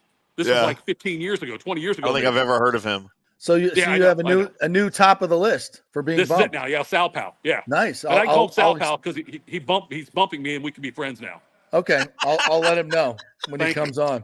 I'll send him your contact info. Yeah, for please sure. do. All right. Yeah. Thank you, Jeff. Appreciate it. All right, Tito. There he goes. You bet, FantasyDraftProxies.com. Go check him out. Thanks, man. See you guys. Have fun in Vegas. On location in Vegas, the show going today. I did not anticipate that. But I forgot he was in Vegas this week. Yeah. All right, well, let's do a quick break. When we come back, we'll hit a couple picks. We got some picks for you, and then Sal Pal will join us at 11:30. We are brought to you by the Gold and Diamond Source, the great folks over there. Julie and Steve Weintraub, been in business for over 40 years, and I know Julie and Steve are both huddling around, making sure all their employees are good and okay, and everybody's fine in their employee family. They do great work over there, and they're a big family business. So we say support our local family businesses, especially now post hurricane and all this damage. These small businesses are really, really going to need your support. So make sure you step up, and if you go out to dinner or need something, keep it local. And like the Golden Diamond Source, if you need to shop for a gift, it's the Golden Diamond Source. Back in 3. Discover a world of elegance and sophistication at the Golden Diamond Source. Whether you're searching for your first piece or celebrating a special milestone, their expert team is here to guide you every step of the way. Navigating the world of fine jewelry can be overwhelming, but it doesn't have to be. Their knowledgeable staff is dedicated to helping you choose the perfect piece, ensuring you feel confident and informed. At the Golden Diamond Source, they pride themselves on offering only the highest quality jewelry. From stunning engagement rings to timeless watches, each piece is crafted with precision and care. So take advantage of their 5 years interest-free financing. This means you can get a $5,000 piece and only pay $83 a month. And if you're new to buying diamonds, their first-time buyer program will educate you on the 4 C's: cut, color, clarity, and carat, and help you understand the different shapes and sizes available. Go enjoy the great staff at the Golden Diamond Source. You'll be family forever. It's the Golden Diamond Source, 3800 Ulmerton Road, always online at thegoldanddiamondsource.com. Hey Tampa Bay sports fans, this is two-time LPGA major champion Jane Geddes here. After winning the US Open and 10 other LPGA events, I wanted to try something completely different. So I came right off the top turnbuckle and landed in the crazy world of WWE. And yes, you heard that right, that's WWE. Working for the Vince McMahon as the VP of Talent Relations for the company. Now, though, I want to work for you. Everything I've done in my life, I've done with incredible passion. And now I've turned my focus to leading the best real estate team in Tampa Bay, the Geddes Gordon Group with Keller Williams in South Tampa. If you're looking for a new home, an investment property, or looking to sell your current home, we will give you major championship level service. When you choose Geddes Gordon Group, you become part of our inner circle, like family. So if you're looking for a few golf tips or a golf course view, we're going to stripe it right down the fairway. Call me at 813-485-6808 or go to gettysgordongroup.com, or again, give me a ring at 813-485-6808. JP here for Third Generation AC and Plumbing. And Third Generation really says it all, folks. The owner, my friend John Rodriguez, has been in the AC and plumbing business since 1995. They built their business on honest assessments and doing great work on time for a great price. Simple, right? Did you know many AC techs are incentivized on big commissions to sell new AC units, and you might just need a drain cleared? So if you want someone you can trust, that's John Rodriguez and Third Generation Services. Check out the 5-star Google reviews. If you have a plumbing or AC emergency, call 813-961-8024 and a human will answer the phone.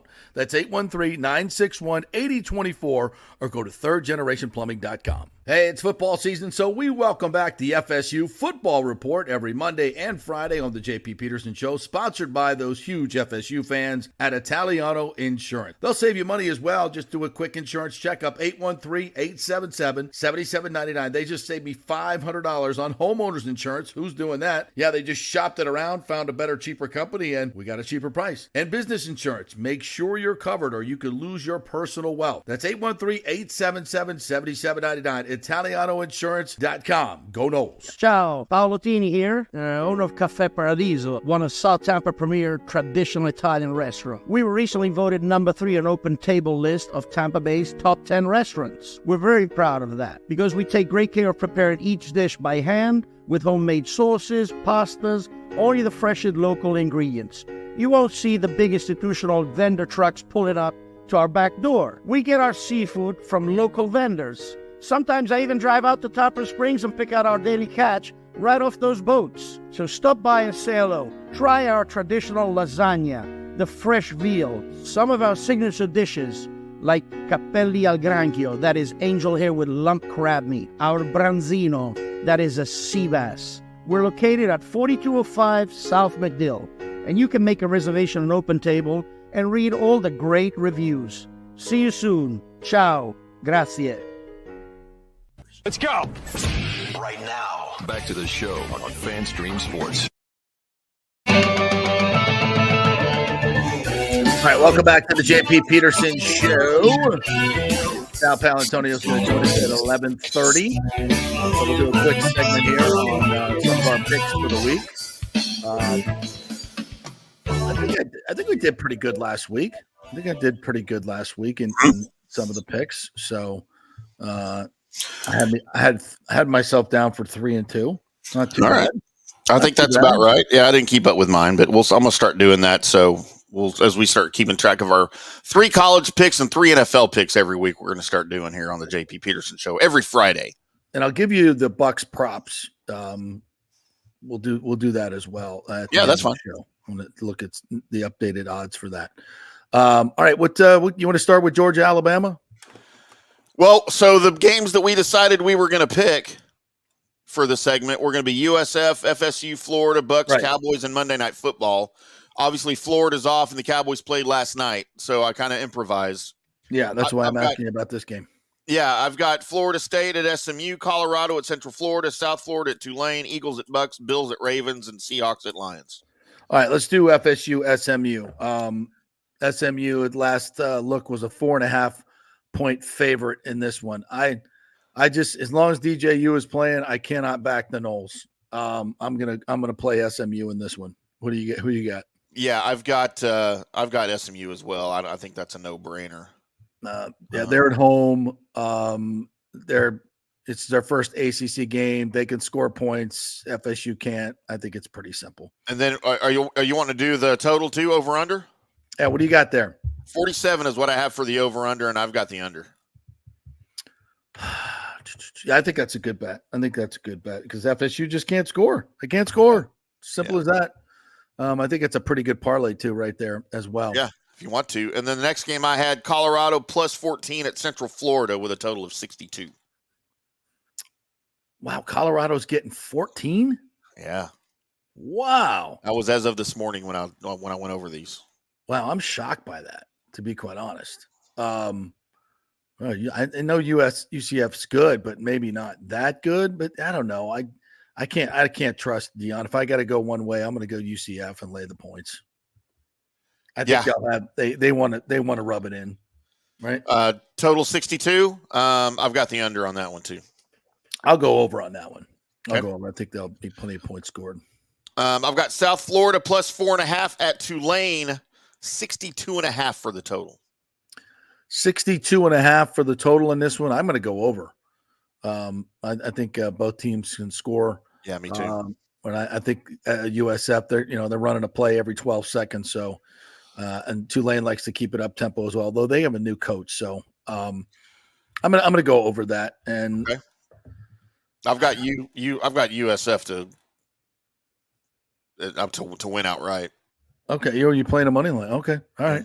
Yeah, I like USF in this game as well. I think it's time for them to get down to business in conference and show what they can do. I like it.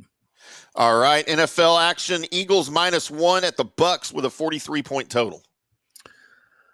I'm going to go over the total. I think there'll be some points scored in this game, and I like that a lot. I think the Bucs defense has not been great, and I think Philadelphia can score points. And I think the Bucs offense is going to get on track. The Eagles defense is not great, and they're beat up, so they're bad in the back end. I think Evans and Godwin are going to have a good game. Look for Jalen McMillan to finally break out. I think he'll have a better game this week. All right, so you've got Bucs and the over. Yes, I also Bucs have and the over. Bucs and the over. Bills +1 at the Ravens with a 46.5 point total. How do you not just pick the Bills? They're steamrolling everybody, and the Ravens have just not been impressive this year. That sounds like an easy game, so I should probably go Ravens, but I like the Bills. Yeah, based on what we saw Monday night for the Bills, and I was on that game, so yeah, that was impressive to watch. So yeah, I've got Bills as well. They're playing over at under a high level. 46.5. I'm going to go over. The Bills are scoring so many points. I think it'll be all their games are probably going to be more of a shootout, even though their defense is not bad. I just think that game will go over. Yeah, a little bit of resurgence of Von Miller too. I think in the game Monday night. Hopefully, he's a good Aggie. Hopefully, he can get his career back on track after that knee injury. Seahawks +3.5 at the Lions, 46.5 point total. Believer in the Seahawks and Geno Smith. I think they're 3-0, right? Yeah. Yeah, I think it's time for them to come down to earth a little bit. I'm gonna go with the Lions there. I also have the Lions, and I have the under 46.5. Yeah, that seems a lot. Yeah, I'll go under on that as well. All right. Well, there you go. We will offer our recap of these things next Friday when we go over our normal, and we're normally going to do this at around 10:45 or 11:45 Eastern on Fridays. Here's the last segment to close the show out after Tito comes on. So there you go. Everybody follow along at home if you can. Love it. All right, we'll take a quick break. When we come back, Sal Paolantonio is going to join us. He will be calling the game for ESPN National Radio along with another friend of the program, Steve Levy. So he'll be heading to town later today, and he will join us next to talk a little Birds, which he knows pretty damn well, them Eagles, and of course Buccaneers, which he knows pretty damn well. Stay with us. As we head into summer and hurricane season, you must make sure that your home is fully insured. Over 40% of people in Florida are not fully insured because property rates have gone up lately. Your home is worth more, so it needs to be insured. Call the great folks at Italiano Insurance, 813-877-7799 to make sure you're fully insured. And also, you might just save some money. There are new companies coming into the state all the time. In fact, we just shopped our homeowners insurance, and I'm telling you, folks, we saved over $550 because Charity, the great customer service at Italiano Insurance, did all the work and found us a better company and a cheaper company. She'll do the same for you. 813-877-7799. Do something about these high rates. Shop them around. Could save you lots of money. It's Italiano Insurance, been doing business here locally for over 60 years. 813-877-7799. Tell them JP sent you. Discover the collection of men's jewelry that combines classic style with contemporary flair at the Gold and Diamond Source. From sophisticated watches to bold rings, find pieces that reflect your personality and stand the test of time. Each piece in their men's collection is crafted with precision and attention to detail, ensuring quality and durability. Whether it's a sleek bracelet or a striking pendant, our jewelry makes a statement. From everyday wear to special occasions, our men's jewelry is designed to complement any outfit and add a touch of sophistication. Shop versatile pieces that transition seamlessly from casual to formal. Browse our extensive range of men's jewelry, including rings, bracelets, necklaces, and cufflinks. Whether you prefer understated elegance or bold designs, they have something for every taste. Visit their knowledgeable staff to help you find that perfect piece. It's the Golden Diamond Source, 3800 Olmerton Road, always online at thegoldendiamondsource.com. Hey Tampa Bay sports fans, this is two-time LPGA major champion Jane Geddes here. After winning the US Open and 10 other LPGA events, I wanted to try something completely different. So I came right off the top turnbuckle and landed in the crazy world of WWE. And yes, you heard that right, that's WWE. Working for the Vince McMahon as the VP of Talent Relations for the company. Now, though, I want to work for you. Everything I've done in my life, I've done with incredible passion. And now I've turned my focus to leading the best real estate team in Tampa Bay, the Geddes Gordon Group with Keller Williams in South Tampa. If you're looking for a new home, an investment property, or looking to sell your current home, we will give you major championship level service. When you choose Geddes Gordon Group, you become part of our inner circle, like family. So if you're looking for a few golf tips or a golf course view, we're going to stripe it right down the fairway. Call me at 813-485-6808 or go to gettysgordongroup.com, or again, give me a ring at 813-485-6808. Getting old is inevitable, but feeling and looking old is avoidable. If you're feeling run down, your workout sucks, or your sexual libido is not what it used to be, check out Bay Area Modern Medical Center. That happened to me a few years ago, and I found out I had the testosterone level of a second-grade girl. That's not good. Our food, environment, and stress can cause your T levels to drop. Bay Area Modern Medical Center can help, and they are different. They offer customized hormone replacement for both men and women. Christopher Lugo and his medical staff can help you restore your energy, your sex drive, and your feelings of well-being. It was a total game changer for me. I have way more energy, lost 30 pounds, and I'm performing better in all areas of my life.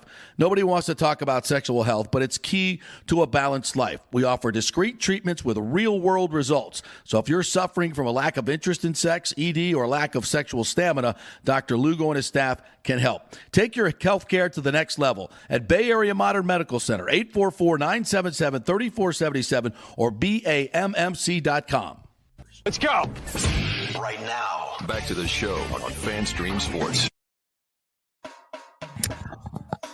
All right, welcome back to the JP Peterson Show here on this flooded Football Friday, unfortunately. But we got good news.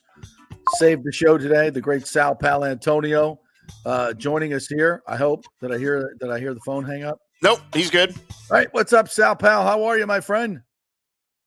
Hey, I'm doing well. We're at NFL Films in Mount Laurel, New Jersey, taping the NFL matchup show as we do every Friday, Thursday, and Friday. And I'm planning on getting on a plane and coming down to Tampa tomorrow for the game on Sunday. What do you got for me, JP, weather-wise? It's going to be sunny and nice and hot, but there's flooding everywhere. The flooding subsided, though, for the most part. It's gone, but we have a lot of damage left behind. A lot of Buck fans may not have cars to get to the game because they've all been flooded. So there's going to be a lot of damage here. But as far as the game goes on, full steam ahead. Airport's going to be open. Weather's going to be nice. And we got a good football game, Sal Pal. I think this is going to be a fun game to watch. So many injuries. What can you tell us about the injury situation for the Eagles?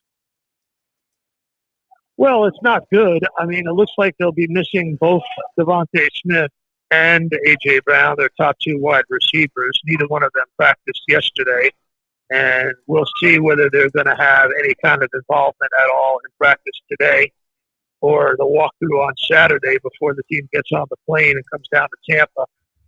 But, neither one of them practicing yesterday or Wednesday is not good. And then, of course, Lane Johnson, their all-pro starting right tackle, he's got a concussion. He hasn't practiced Wednesday or Thursday. And since Lane Johnson was drafted, when they don't have Lane Johnson in the starting lineup, the Eagles' winning percentage dips below 390. It's bad.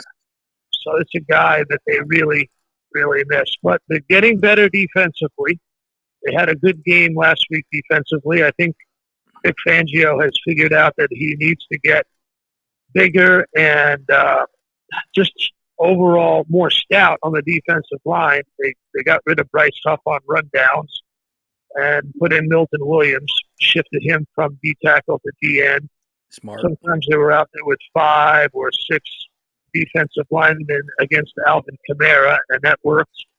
So that's going to be, I think, something that you guys should look for, is they're going to load up the box and try to go after, stop the run and go after Baker Mayfield. They feel like that's the matchup that they can exploit. They're good up the middle. Jalen Carter is right now number 2 in Pro Football Focus among all defensive linemen in pass rush win rate. And Zach Braun, their middle linebacker, is second in tackles in the NFL. And Reed Blankenship, their safety, they're good up the middle, JP. Reed Blankenship, their strong safety, leads all safeties in the NFL in coverage win rate. So they are strong up the middle on defense. Sal, I look at his team and, I go back to the playoffs of last year and I say, there's the roster, for Philadelphia. They've added some guys, but this is more about what Philly has internally, right? Sirianni, Jalen Hurts. Like, that's what I need to know. Is this the team that started 10-0 last year, or the team that faded so fast? What team can we expect to see on Sunday for the Eagles? Well, I think it's a team that's a work in progress with a lot of injuries. I think it's different from last year because Kellen Moore is at the offensive coordinator slot, and he has changed their approach on offense, more pre-snap motion, a lot more complexity to present to the defense. But, Jalen Hurts is still, pretty good. He's second in scrimmage yards in the NFL right now to Lamar Jackson, but he's got too many turnovers, 26 in his last 20 games. That's holding them back. They are the 3rd ranked offense in the NFL, but they're only scoring 23 points a game. Why? Well, because the quarterback keeps turning the ball over, and, if Saquon Barkley catches that ball on Monday night, they'd be 3-0. So they've got some players that have really improved under Kellen Moore, but they still need to reduce the turnover on offense. Sal Palantonio joining us here. And for the Buccaneers, Sal, I really feel like they're going to stack the box, go man-to-man on the outsides without the great receivers that the Eagles are going to have. And they're going to target one is going to be Saquon Barkley and stopping the run. He has been absolutely tremendous, everything that the Eagles could ever have wanted him. But this game, he's going to be a marked man. And Todd Bowles has got to find a scheme to play around his injuries up front with Vita Vea and Clyde Jukansi. I don't think either one of them are going to play. Can the Bucs find a way to stop Saquon Barkley? I think that's where this whole game comes down to. What do you think? Yeah, I agree. As Ron Jaworski used to tell me on the matchup show way back in the day, this is where the rubber meets the road, Sal pal. This is where the rubber meets the road. And this is the game within the game. The Bucs have struggled to stop the run. The Eagles have the top rushing back in the NFL, top running back in the NFL, and Saquon Barkley. But without Lane Johnson on the right side, I think they'll be forced to really run left as much as they can, unless they can get some production out of Tyler Steen or Fred Johnson on the right side. They're going to have some struggles, I think, in spreading the ball out the way they want to. And I do agree with you. I think that's what Bowlesy's going to do. He's going to play press man-to-man on Johan Dotson, who doesn't scare anybody. Right. And on Johnny Wilson, the rookie wide receiver out of Florida State. They'll definitely play bump and run on those guys, and they'll try to man up on Goddard. Goddard had a good game last week only because the Saints just forgot about him, and Bosey's not going to forget about Goddard. So No. that's not going to be something that he forgets about. So I think you're right. They will go man to man on the outside, load up the box, and then they will blitz to the you-know-what, and it's Jalen Hurts. Yes, they should. They blitzed a lot last week against Bo Nix, and it didn't win. I think it was because they were playing soft on the corners and gave them an easy out. But I don't think they're going to do that this week. And Sal Pal, you're going to be calling national radio with another friend of the show, Steve Levy. So two of my favorite guys going to be in the booth together. I'm going to have to stop in and say hello. I won't bother you, but I'll bring you a cookie or something. So looking forward to hearing you on the radio. I want some Bananas Foster that they always have at Raymond James Stadium.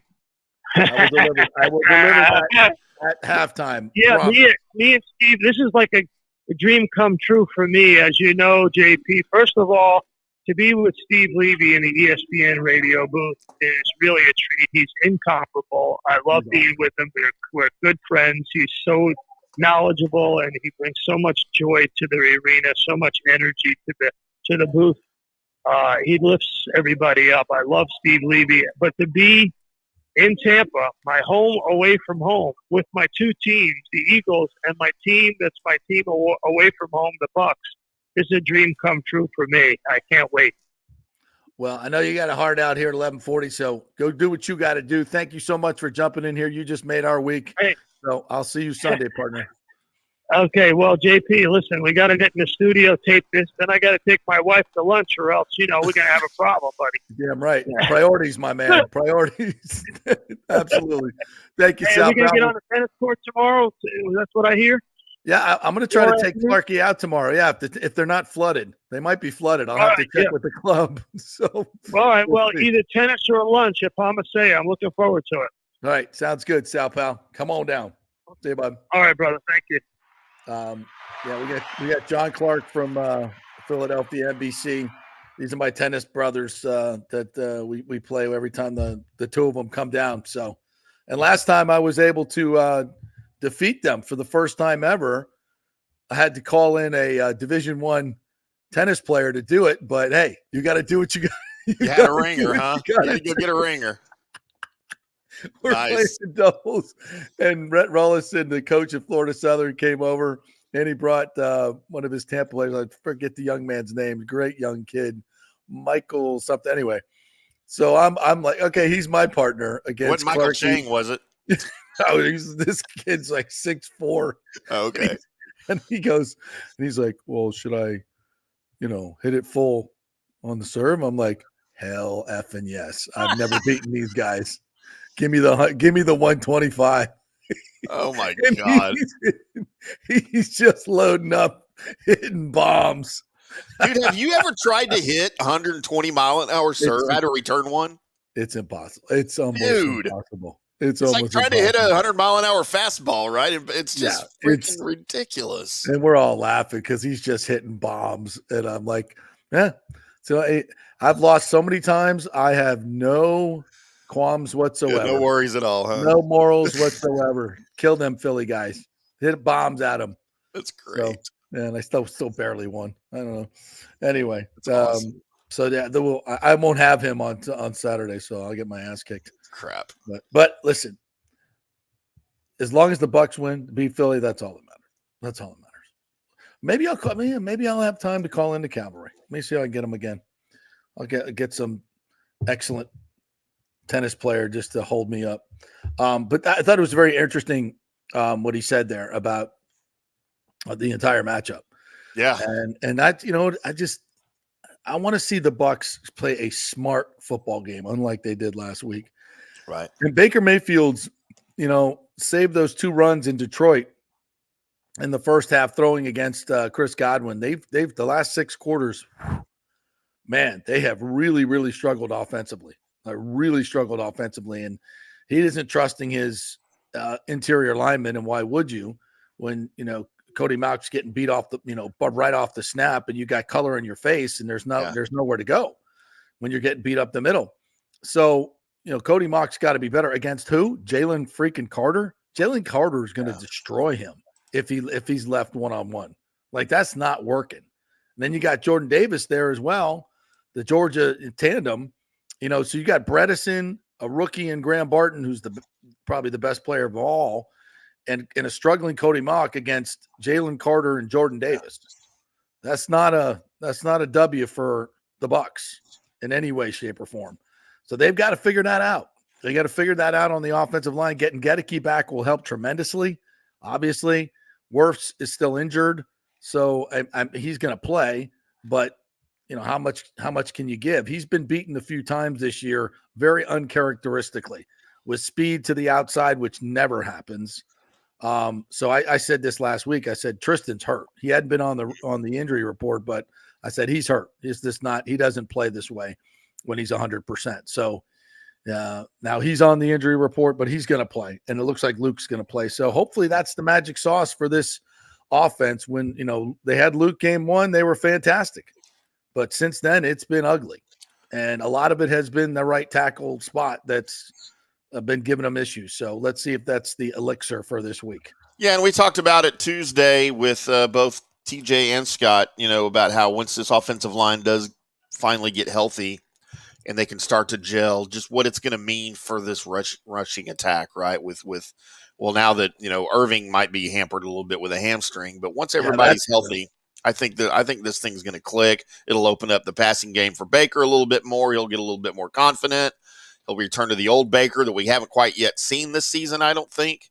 And things are going to go up. It's early in the season. Every team's dealing with injuries, and a lot of teams are dealing with injuries on the offensive line for some reason. That's a thing this year.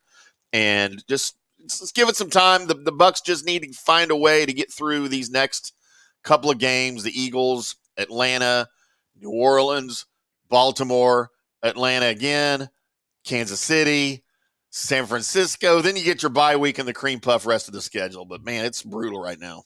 Yeah, no, agreed.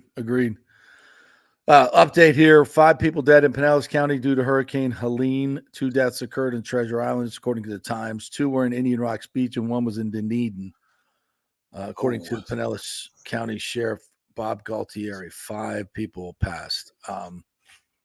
And we're looking at due to drownings or lightning. It doesn't say. Doesn't say specifically. No, does not. Oh no, I have not. Oh, check this out. So this is so yesterday we found two squirrels that fell out of the trees. Here, come on, show. No, yeah, come on. No, you come on. Okay, all right, there he is. I don't think you're supposed to touch squirrels, are you? No, he's in his pouch. Aren't they dirty? No. Can you see him? There he is. Hi, buddy. Oh, he looks hungry. He looks hungry? Yeah. We just fed him. I'm giving him more. We're giving him more. Hi, buddy. What are you feeding him? So this happened yesterday. So we're in the upstairs, and the window is right across from a big oak tree. Yeah. And Ashley goes into the bathroom, and all of a sudden I hear her screaming. Oh my God, he's holding on. And this little buddy right here was holding on for dear life. There you go, honey. Thank you. Was holding on for dear life on the tree because the winds were blowing like crazy. Oh, yeah. He'd fallen out of the nest. And she's like, oh my God, he's going to fall. It's like, oh, he fell. So I run downstairs and I go to the ground, and there he's sitting there. And he's like, and I'm like, oh my God, I think he's dead. And I look closely, and his little side was still breathing. See him breathing, yeah. And I didn't see any blood. He landed in the grass. And then, have we discerned if that's him or not, honey? So this is a different one. So then the squirrel. So I look up, and the squirrels we normally feed in the backyard, with give them some nuts and stuff. So we're friends. We're all friends. We talk all the time. It gives me this little, Yeah. Anyway, so we talk all the time. Big time. So I see the mom, and I'm like, I better get away because the mom's not coming down so I leave, and we lock eyes, and I'm like, go take care of your little baby there. And it came down, and I literally flipped him over, Like the mom flipped him over, and it looked like she was doing like CPR. I swear to God, Really? She's like pushing on the chest and like putting her mouth down, like doing like I swear it's exactly what it looked like. And then she picked him up and scampered up the tree, and I guess tried to put him back into the nest. And then we found this one on the sidewalk. Oh, Like wow. we found 2 squirrels that fell out of trees, and this one was and the mom wasn't around, and so we picked him up and brought him in. We're trying to nurse him back to health. What is the has the puppy met this? Have the puppies met the squirrel? It's funny because when we start talking to the squirrel, the puppies get all, they get all Because you're freaked out. using the same tone talking to the squirrel. Exactly. To the dogs, We're yeah. going, oh, little squirrely. They're confused. And yeah, so Ashley's purpose now in life is to nurse this little squirrel back to health, and hopefully. And then you're gonna catch and release. Yeah, we'll you do with take him back. Yeah, you're supposed to. We have him in a box. We have to bring him back to health. Make sure he's okay. Then you put him in the box and you put him under the tree where you found him. So hopefully the mom will come down and like find him, or he can find his way back to wherever he needs to go. Way back. Yeah. So we don't. The idea is to return them to their homes, but so he's little, right? He's like a baby. Oh yeah, he's just a little like that big. So he's not big enough for make stew out of yet, obviously. To make stew. Not gonna have squirrel stew over there. No, we're not gonna have squirrel stew. And it's not bad, man. Don't knock it until you try it. Squirrel stew? Yeah. They're not very meaty. It's a delicacy. I know you need like 6 of them though to have enough meat for a. Down in Louisiana, man. Those are your friends. Squirrels are your friends. Squirrels are rodents. They are not your friends. They're your friends. They're so cute. Yes, we feed them all the time. We make friends with rats. Yeah. No, nice. Rats are gross. I think you're gonna learn. We're gonna learn in 100 years how smart these animals are, and that we've been mistreating them horribly. No, you know what? I don't doubt that. There's no question they're smarter than most people think they are. Especially. Well, you see, it's funny because when you see the empathy and the sympathy, like the emotions coming from a squirrel about his young baby that fell out and how they're I mean, it really like it touches your heart. It really does. It kind of gets you a little choked up. The little sucker, does it get your squirrels? I'll tell you. Maybe I'll show you a picture of this. So we took bricks, right? Because of the horrible weather, and we in a blanket and made a little nest for them on the ground in case they wanted to use it during. And we put peanuts in there. Made a shelter. Yeah, we had a little shelter for them. And the mom came down and checked it out. I don't know if they ever ended up using it, but they checked it out. Took the peanuts. Got some peanuts. Yeah, took it up to. I don't know if they ever went to using it, but we did it anyway. It feels nice. It feels nice to help out the little rascal. That's crazy. All right, back to this. The Lightning have just announced that tonight's game against Nashville at Amalie Arena has been rescheduled to October 7th. October 7th. So I'm guessing the arena is right on the water downtown. Right. And I saw so there's probably flooding in the streets, but the flooding is kind of receded.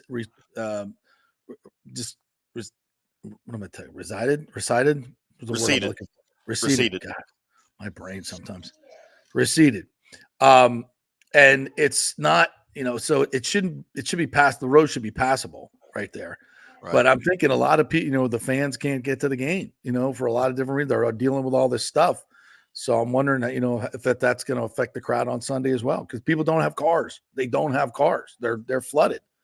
I mean, we got issues. We got issues here. And and we're just starting to understand what the issues are as everything comes to light. So, yeah. So it's moves to October 7th. So I'm trying to look for any other announcements on Twitter here at all. Pewter Report says Vita Vea was seen coming out to practice today for the Bucs. Luke Gedeke did participate too, as did Bucky Irving. So that hamstring that was hampering Bucky Irving looks like he will be out and about. And the Bucs, I think they moved practice back a little bit this morning, probably because players couldn't get to the to the damn place. So Vita Vea came out, Gedeke came out, and Bucky Irving came out. So that's good. And the Bucs are practicing this morning outside. So that's good. The preparations are going to pretty much stay standard for this week. But again, whether, the fans can get there is a whole nother question. Michael LaRue was asking, will Stamkos be in the building tonight? Nope. He will not be in the building tonight because the game has been canceled. I think usually teams travel day of for preseason games. Yeah, there's not a lot of stayover in preseason. So I don't think Nashville came here or Stamkos came here, and then they probably told him not to. I would think. I don't know. If they're just announcing this now, though, it's late. He doesn't still live there, right? He's moved. He's made the move. Who's that? He doesn't still live there, right? He's officially made the move. Well, I'm sure he probably still has a house in Tampa, but yeah. Oh, there's this. Oh, wow. There's a rescue here. Oh, the video rescue of the guy in a sailboat and his dog out in the middle of the Gulf of Mexico. Like, I guess maybe if you're just sailing around and out there, I don't know. How do you not know there's a hurricane, this Cat 4 hurricane coming at you? Well, and if you're sailing, you're paying particular attention to the weather, I would think. You would think. And then now you're putting, the Coast Guard in danger. Like, you're putting the dog in danger. That's more the dog in danger as well. Thank you very much. Yeah. Yeah. So yeah, I think other than that, I haven't seen anything else that on the Twitter machine as far as cancellations or anything else.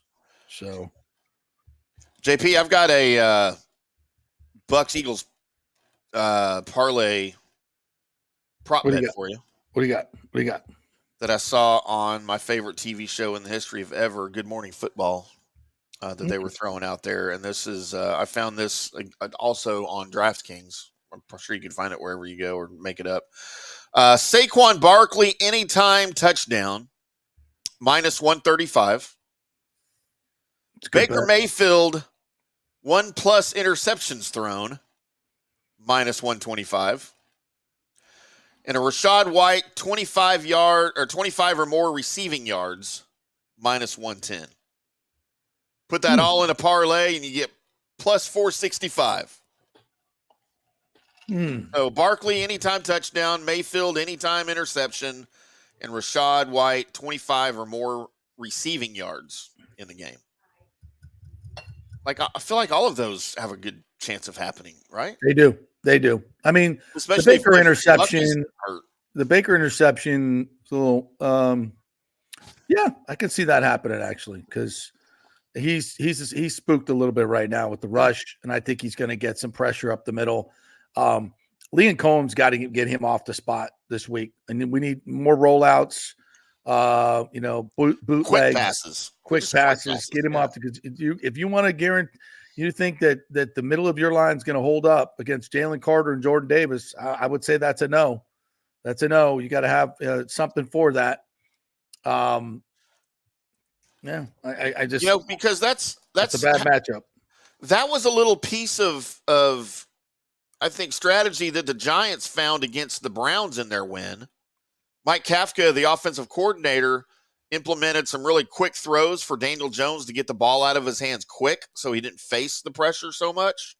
And they're all to Malik Neighbors, like quick slants or whatever. Just 3 seconds and you're done, right? That doesn't give the pass rush normally time to get there. And for some reason, they went away from that against the Cowboys, and they just went back to their standard drops and their standard shotguns and things like that. But I feel like Baker Mayfield could benefit from a few plays like that just to get his confidence up so he doesn't have to face so much of the pass rush on every down. I feel like the whole team could benefit from that. So we'll see. Yeah. Again, I said it to start the show and I'll say it to end the show. Coaching is going to be huge in this game. You got to come up with a scheme to hide your major injuries and take advantage of the other team's major injuries. And I want you to pay attention to that as the game starts. You heard Sal say about Lane Johnson. This is one of those crazy stats that you'd see, when certain players play and when they don't. And when the Eagles play without Lane Johnson, they're terrible. They are terrible. What do you say, 390 winning percentage? Yeah, they are not good.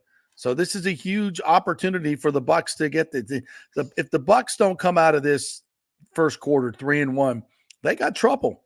They got trouble because then you're at Atlanta and at New Orleans 2 weeks in a row, and a short week on for Atlanta for the Thursday.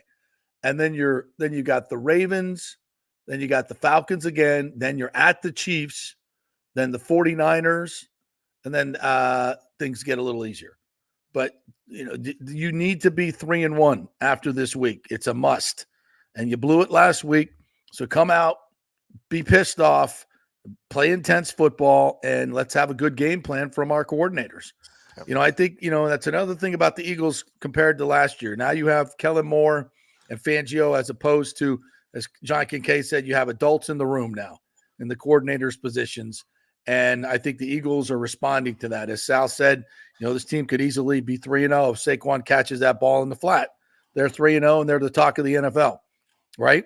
Yep. So this is a talented football team that's coming in here, and the Bucs are a good team as well. It should be a hell of a matchup, and it's going to be about execution, game plan, and playing hard. I can't wait for this game. It's going to be, this is what the NFL is all about. And I hope both, even though there's a lot of injuries, I hope they both play at a high level, and we see, some really, really good football, and some good coaching as well. Yep. Looking forward to it.